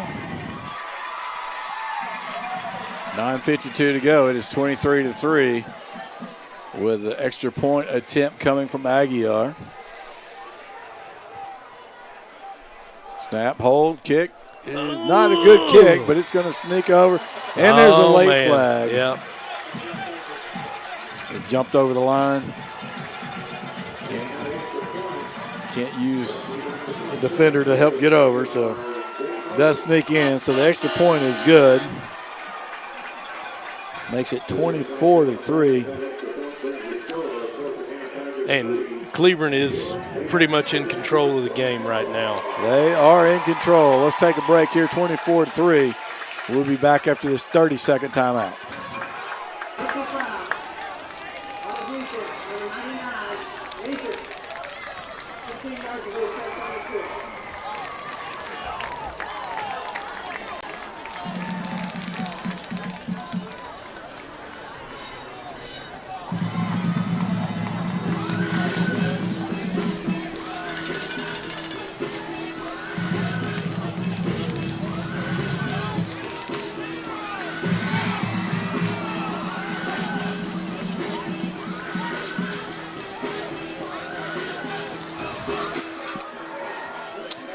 All right, we're back here. It's 24-3 as Yellow Jackets score again here as they're running away here in the second half. This 3rd quarter and early 4th quarter have not been good to the Tigers. Nothing going on offense. I don't even know if we've got a first down yet. Do not have a first down here in the second half. Defense is not able to get off the field. Nope. They've been able to convert. And so it's been a tough go here.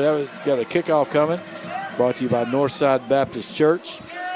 And this 4th quarter being brought to you by Community National Bank and Trust of Texas, as well as Farmer and Sons Exterminators. And hopefully we can get a drive out of this going right here. It would give you peace of mind if we could put something together, put some first downs, get some positivity, stacking them and moving the ball down the field like we're capable of.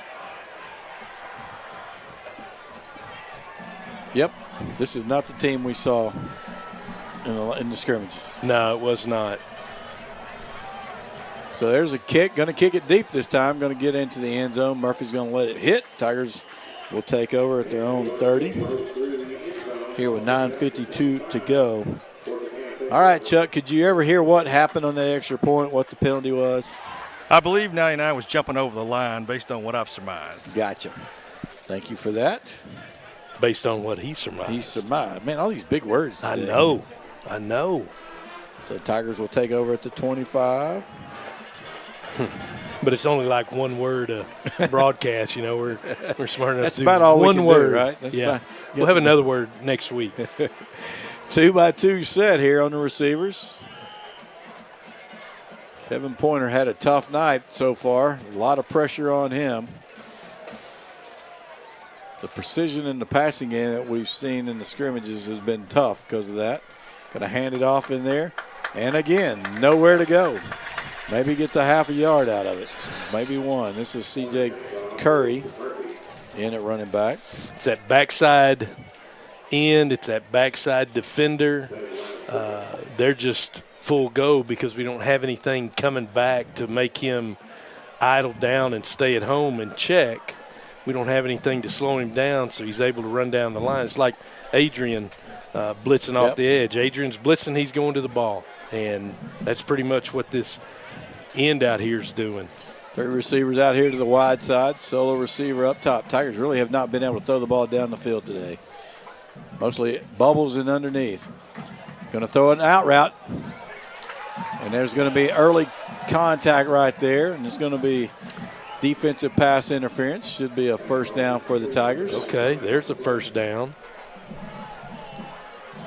You know, they did a twist up front, and I'm glad Pointer was able to get the ball away when he did because we just didn't do a very good job picking up that outside end, that defensive end coming back inside and up the middle. We've got to do a better job of being able to pick those blitzes up, stay at home, pick them up, and just put your nose in them right there to stop the momentum. We just turn and use our arms and just let them go right there. So I think they cost us a couple yards there on that spot.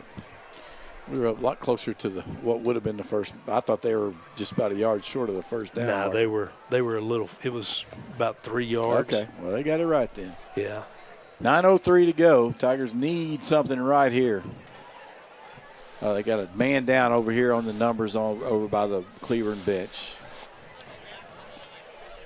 For those of you that are watching on the stream, that's what's going on, and I think you can see that in the bottom right-hand side, right-hand corner area. So we got an injury timeout here brought to you by Collins Street Bakery and the Texas Mattress Factory. Again, thanks to those folks for supporting Corsicana Tiger football here on the ranch. And again, we're excited to be back on the radio here with the ranch and be with those guys. Appreciate everything they've done to help make this possible. And, of course, certainly still happy to be on Corsicana Tiger Media here with the stream and all the good stuff. So here we go. We got 2 receivers out here, 1 receiver at the top. Pointer dropping back to pass, looking right, throws it deep. He's got a man. It's Petty. He catches it, but he goes out of bounds. No, he caught it out of bounds. Oh, Chuck, how close were we to catching that? Close. He thought he had it, but he was out. He did everything he could to tiptoe inside there. Oh, man, and he could have let him in the inside on that one, Coach, because there was nobody coming from there. Exactly. They were too far inside to even make a play, but, you know, here we go, second down. Can't catch that break, can we? 8:55 No, we can't. to go here, second and Sure 10. Can't.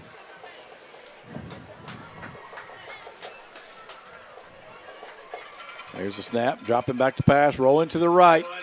He's got room there, but he hits Stoner. He was covered. I couldn't tell if it was a clean shot and he dropped it or the defender diving in front of him, so unable to connect. But he had plenty of room there to run. So I believe the defender got his hand on that ball, fellas. Thank you. Chuck was right there on the spot. Saw that the defender made the play.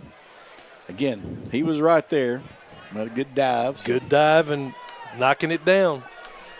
So again, because the farther he ran, he sprinted to the outside. The closer Braxton got to the sideline, and that cut things down in a hurry. He's got to shut it down a little bit there. Yep. Throwing the bunch to the left, throws it inside. It's caught by C.J. Davis. He's not going to have a first down. He catches it right at the 40, so it's going to be 3rd and a couple. There's a late flag, and now Pointer pushes. I don't see another flag, so maybe there's a late hit there. We'll see. That was a All right, 7-yard route right there.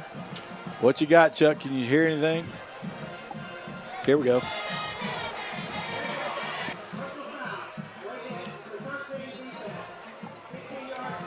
It is on the defense. Kept waiting to see if there was another one. But Well, there probably could have been. We were fired up at what he did, and then we retaliated, but they let us slide.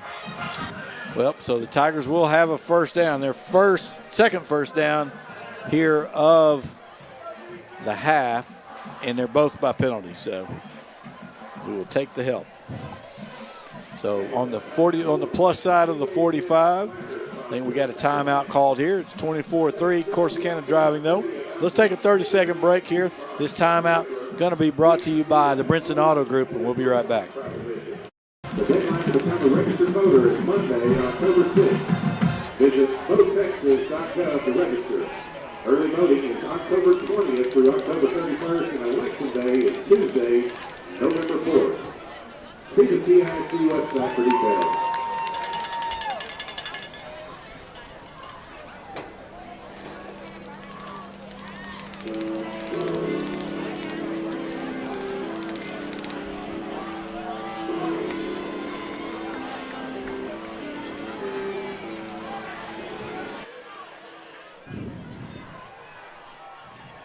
All right, that was a first down brought to you by Chuck's Paint and Body here. It is 1st and 10 from the Cleburne 45. First time they've been on the plus side this half. Yes. So if we can get something going here. 2-by-2 set. Hands it off to C.J. Curry, who's going to get hit in the backfield for no gain and actually going to lose a couple. So I don't really want to see the stats after this game. I wouldn't either. The rushing stats are not going to be good. Either. So. Yeah. They just 3 of the 4 defensive linemen are across the ball, and then the 4th is stuffing our puller, and then everybody else falls into place. And that's the one thing I noticed watching the scrimmages. There was a lot of contact on our side of the ball. So Pointer rolling to the right. He's looking. He throws it. That's a good adjustment right there by C.J. Davis and by Kevin Pointer. He pointed his receiver downfield. He was able to make a positive out of something that sure didn't look positive there for a bit. Rusty, it looked like not a single receiver on that trip side either knew the play or knew what to do. There was something wrong there. And luckily CJ decided, hey, I'm fixing to go out here and catch something. So that saved the play. So quick snap. Ball's on the ground. Ball's on the ground. Cleburne has it. We got guys getting thrown down, flags coming in late. Looked like a snap was early before we were ready. And then, another flag. Yeah, 55 on us. Late in the game, we're getting frustrated.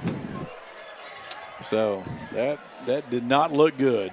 Coaches on the field getting them off. Try to get everybody cooled down. This will be interesting. I think there is a change of possession. And whatever penalties will be post-possession, it seems like, huh? Yeah, whatever that looks like.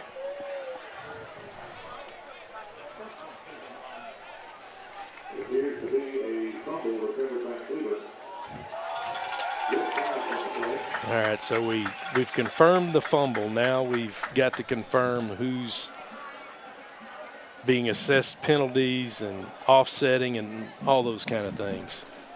How about a scoring update? We got a scoring update here brought to you by Vans Jewelers, and the Rangers are up 2-0 here in the second inning. We'll give you some positive. I don't know how they're playing. They don't have any players. Everybody's hurt. I know. Or got appendicitis or goodness gracious. Have you ever seen anything? I haven't. No, not at all.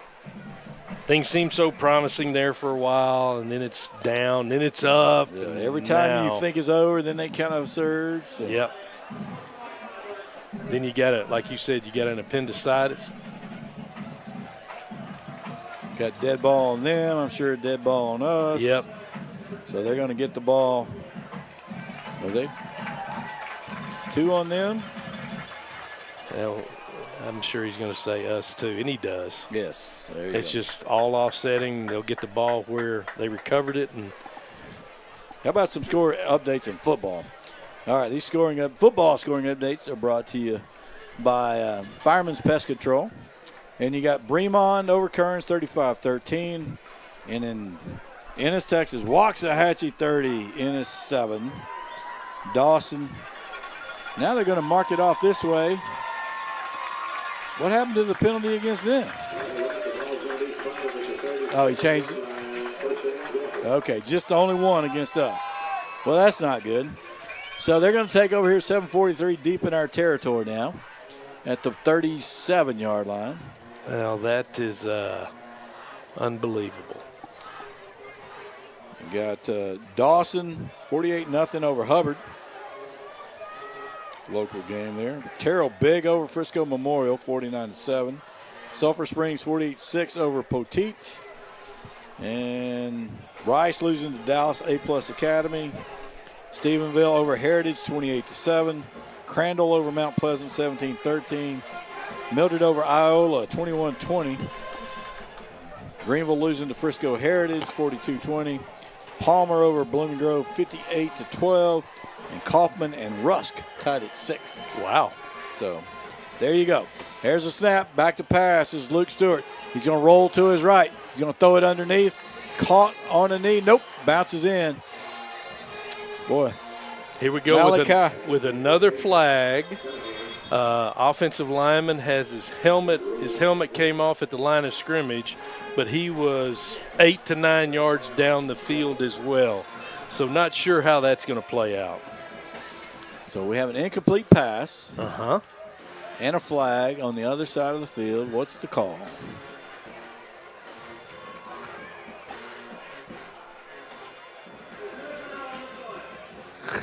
There's no foul on the play. Okay. So maybe the call was he was downfield and that they throw was behind the line. How about that? Well, yeah, well, I'll take it. That's all I can think of. So, all right, 2nd down and 10. Man goes in motion to the left side, dropping back to pass, throwing the ball deep. And way overthrown. Cooks coming from his safety. Jaqueline Walker on the coverage. So 3rd and 10. Well, we'll take that too. I'm surprised that they are throwing the football at this point. You'd think they'd be trying to run the clock. You would think, but I guess they want to set the tone and feeling froggy. They're feeling froggy, and they're setting the tone with their team that they can dominate anybody. And here's what we're going to do when we're dominating them. All right, it's 7:21 to go. It is 3rd and 10. Going to hand it off. Going to the left side is LaFesta. And then he is going to be brought down after a fairly short gain. About 2, just on the other side. Looked Maybe like they give him Alan 34. Walker in on that tackle. Give him 3. It's going to be 4th down. Got some sort of a unit coming on. It's like probably kicking unit, punting unit. I don't think they're going to try a 50-yard field goal. Yeah, they're That's lacking a punter. Now, the punter is 7. He just hasn't dropped back yet. Oh, he hasn't. Trying to get everybody on the field. There we go. Now he drops back into punt formation. They're going to – They got he it gets off. it off. He sure did. He's going to short distance. And he kicked. Number 1 down there hits it, and it goes out of bounds. So we got to get that ball inside the 15 at least. Yeah, going to be at the 11. That's almost like the old-fashioned onside kicks, man. Yeah. Kicking it right to your gunner out there. Uh-huh. So Tigers take over at 6:27 with 89 yards to go here for a score. This drive going to be brought to you by Winners Oil and GoCo Trucking.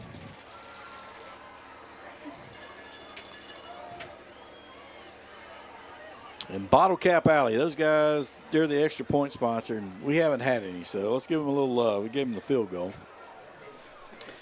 So you got a 2-by-1 set here. You got full house backfield. Actually, it's Stoner lined up as next to the quarterback in an H-back set.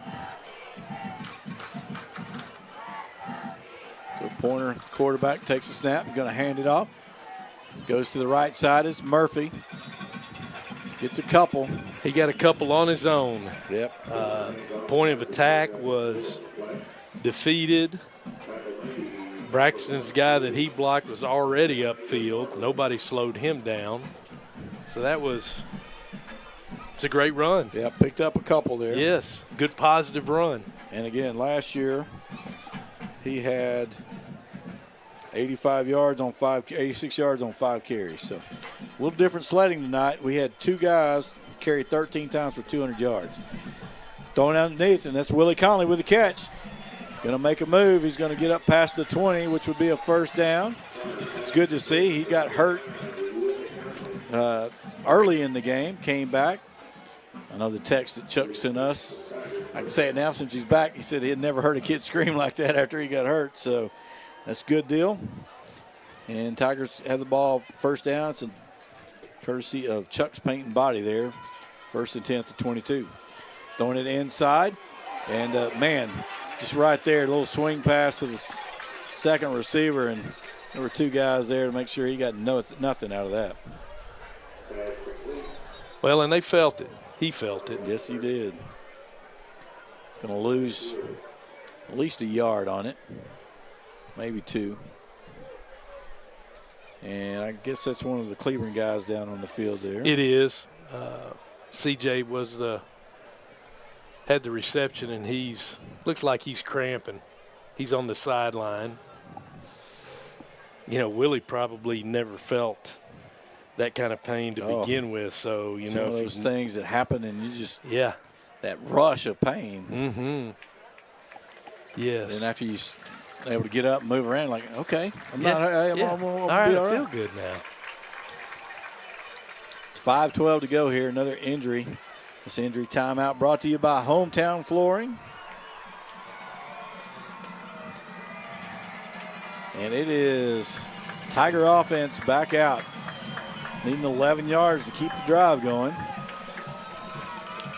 They had 8 high school trainers out there for that injury, along with the hired-on trainer. Clock is running, dropping back to pass, looking to the right side. Little stop and go, and throws it to the sidelines. Out of bounds. Nice protection up front. Not a lot of pressure. Gave Pointer plenty of time to make a decision, and he made the right decision to throw it out of bounds because yes, he did. 2 guys over there. He sure did. 3rd and 11. Offense got a lot of work to do this week. Yes, they do. 5 minutes to go.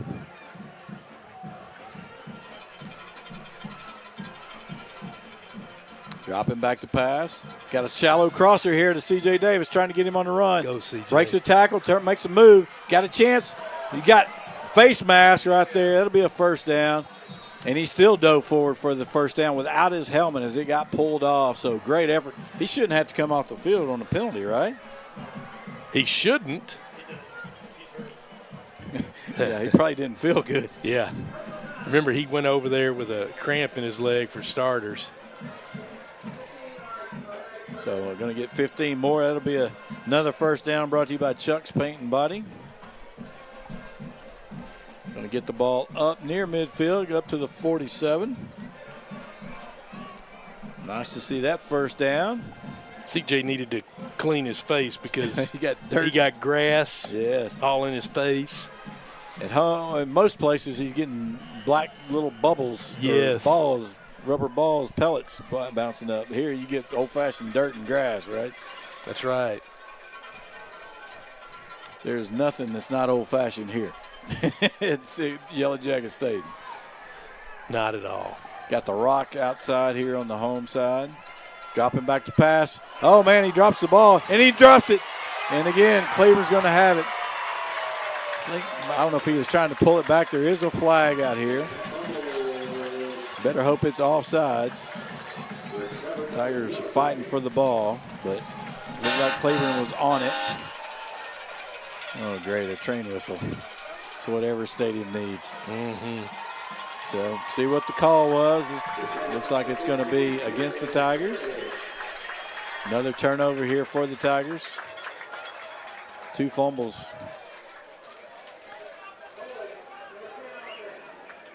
Holding declined, so it'll be Cleburne ball. I think those are both unforced fumbles both times. They were, yes, they were. They were. Gotta take better control of the ball there. You know, the snap was suspect on the first one. That was. Yep, quick snap. Yep. Low and. So they'll take over here with 4:24 to go. Again, we want to thank our title sponsors, Vans Custom Jewelers and Community National Bank and Trust of Texas, for their support. And there's the play run. Big pile right up at the 30. And the pile moves forward. And down to about the 28, 27. So again, and that's something you used to not see. Jerine Burrell on the tackle once they finally got up. He was the initial. He's on the bottom of the pile. Yes, he was. And, you know, he's just trying to wiggle his way out of there. He's made some nice plays today. Yes. 24-3. Tigers certainly don't want to give up another score here. And now Cleburne's content to slow it down, run clock. They don't get the playoff, shouldn't have, but they're not going to throw a flag. The snap was zeros up, but they're going to get 4, so it's going to be 3rd and 1. Josiah Lopez on that tackle.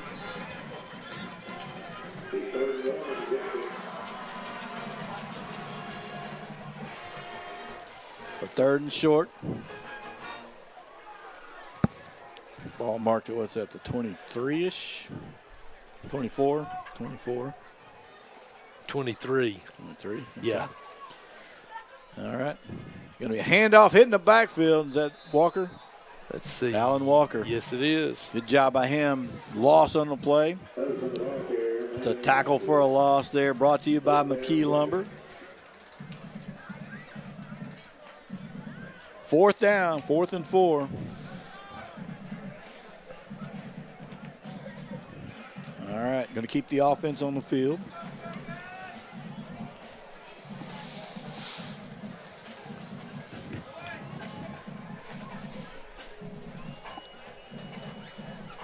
Going to go 3 receivers to the short side of the field. Put them in a bunch. 4th down, dropping back to pass, looking right, then left. He's got a little room in the middle. Whoa, Bivens with a big hit right there. Going to bring him down short of the 1st down. Love it.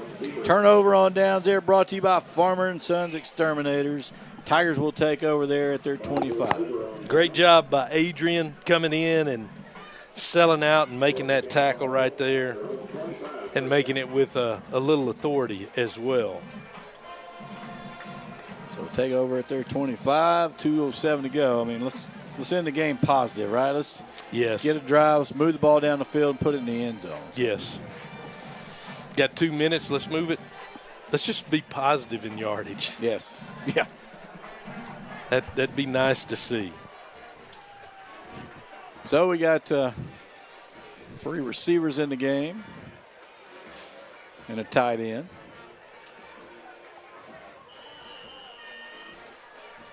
Running backs to the right of the quarterback here. Going to hand it off. Coming to the left side. Turns it up. Good run there by Evans. Probably one of the best runs of the day. Going to get 8 on the play. All right, we're back to the 2-minute warning. Yes. At 1:56, we'll see if they change it and put it at 2 minutes, but So I would think they'd keep it there. Now, in the first half, they went from 1:57 to 2 minutes, so I don't think they'll add time on the clock here. All right, we got the 2-minute warning. 2-minute warning is brought to you by Vans Jewelers. We'll take a break. We'll be back after this 1-minute timeout.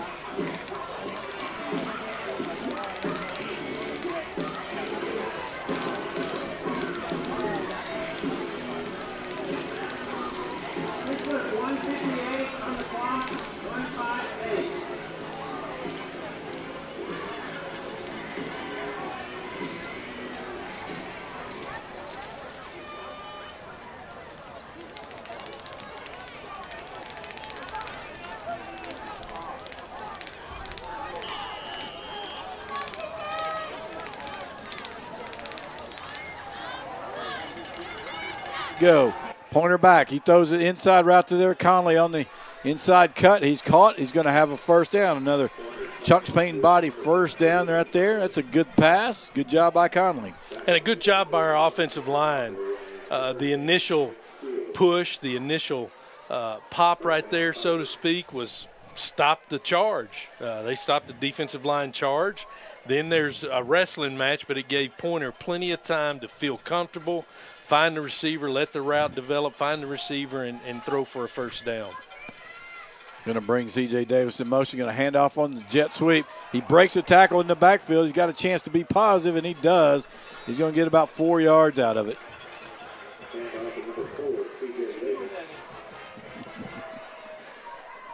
So, actually going to give him 5, it looks like, right at the 50. Okay. That's a good effort by C.J. because he had a 5-yard loss staring him in the face. He sure did. Kevin sure did. Pointer tried to pull the ball back late as he saw that guy coming in, but he couldn't get it out of there. So, got trips out here to the left. Solo receiver Petty up top. Snap, drop, picked it up.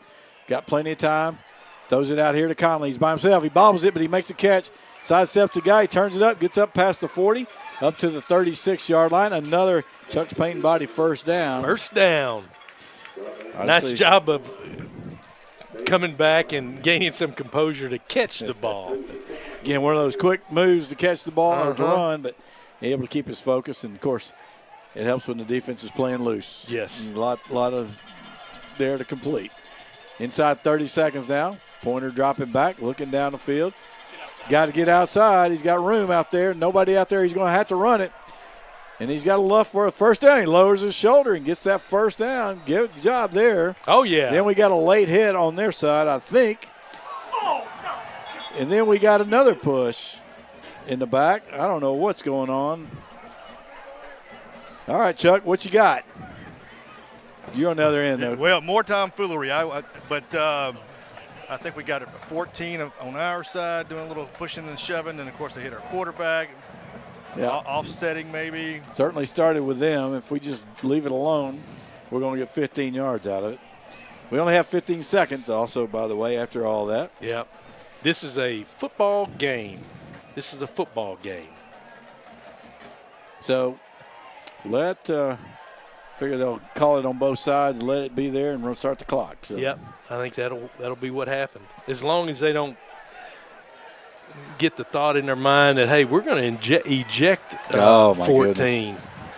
So you hope they're saying, hey, there's 15 seconds. Let's offset it. Yeah. Let's go, because both coaches, this is not a significant win or lose the game call.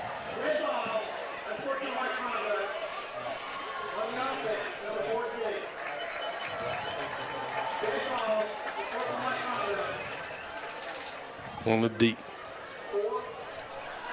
4? Question or statement? Is he going to inject? Come on, it's 15 seconds left. Let's go. All right, first so down. Offsetting calls there. It's another Chuck's paint and body first down. We finally started getting some first downs there, Greg. It took a while, We started getting some. So we got a first down here, 15 seconds. See how many plays we can get off. Well, the clock's Clock running. is rolling. This is It's probably going to be it. 7, This is it. 6. So I'm just going to hand it off here. Christian Evans slashing through. He's got a good run, but that's going to run out the time, and that's going to be it. Kevin Pointer's helmet's knocked off. He's pointing to the referee. He's like, look at my helmet. Look what happened. Yeah. Anyway, game is over. That's what the referees want, just to get this out of the way and move on without any real issues. And so that's the game. Good job right there to, at least finish with some positive yards, complete some passes. Got the handshake, and hopefully this will go smoothly. Well, we take a break right here. We'll come back. We'll wrap it up. We'll have the player of the game and so forth.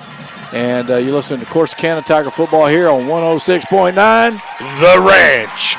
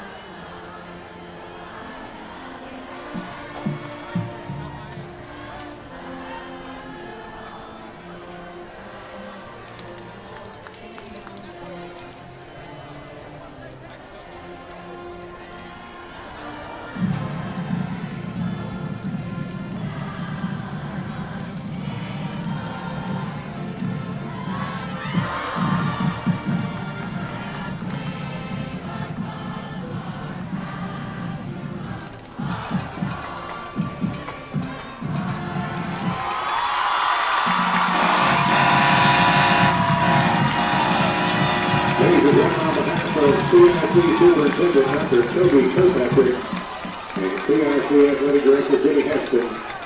We hope you have a great night and a safe trip home.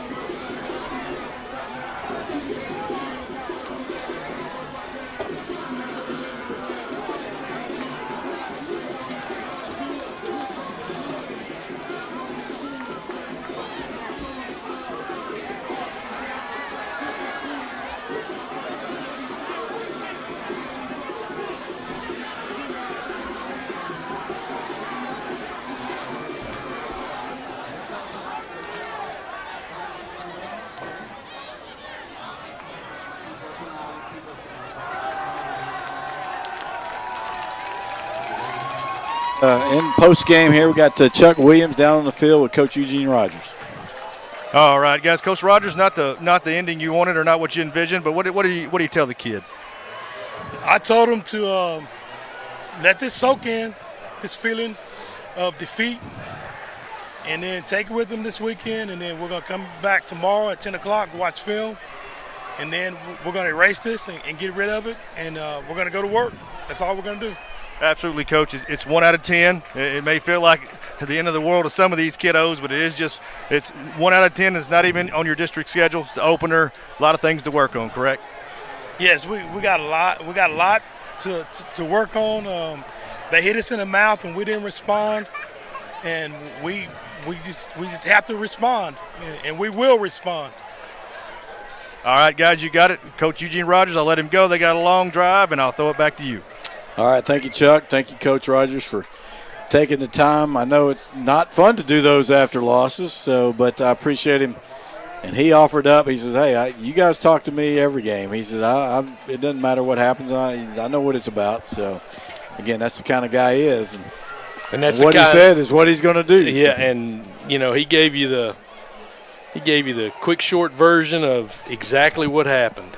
And I know that he and the coaching staff were not expecting the team to respond that way. And you could tell it in his short answers. You could tell it in the words he put together as far as answers, so things are going to change. And quite frankly, those guys need to soak it in. Yep. They need to feel how bad it feels to work as hard as they worked this summer and during the spring, and to come out here and to put that type of game together. They do have a lot to work on, but they've got to feel it and grit their teeth and say that I'm coming back and I'm going to work on everything I need to do my part to help this team.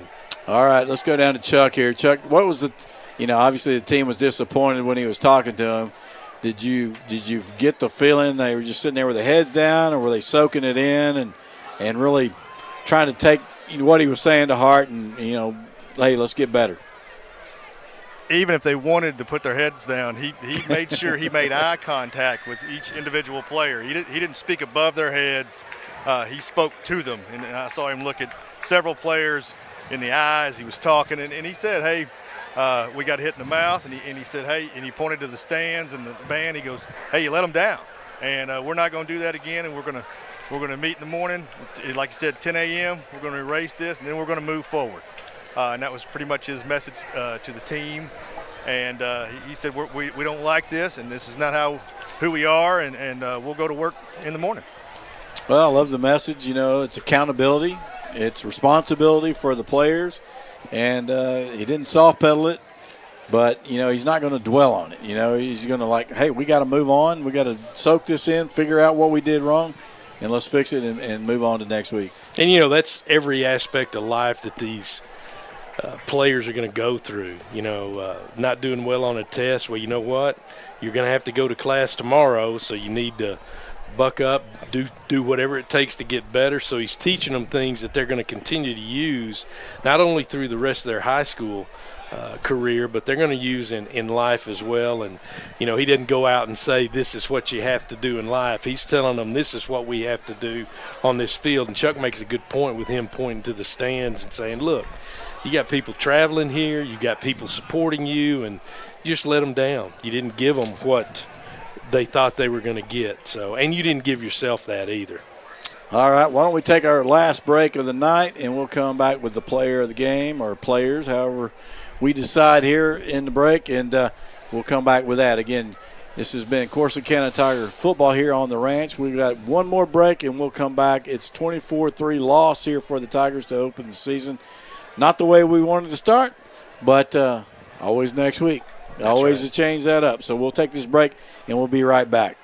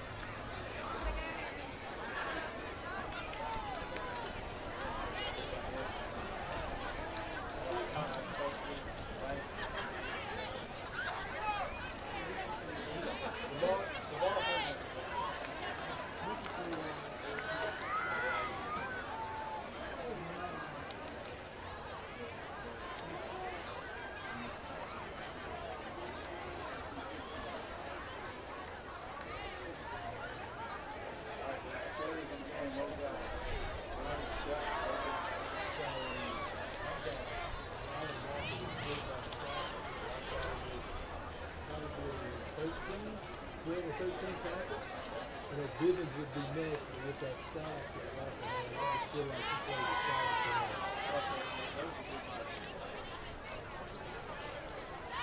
It's 12 total. Put that sack, and I think they're going to have 1, 2, 3.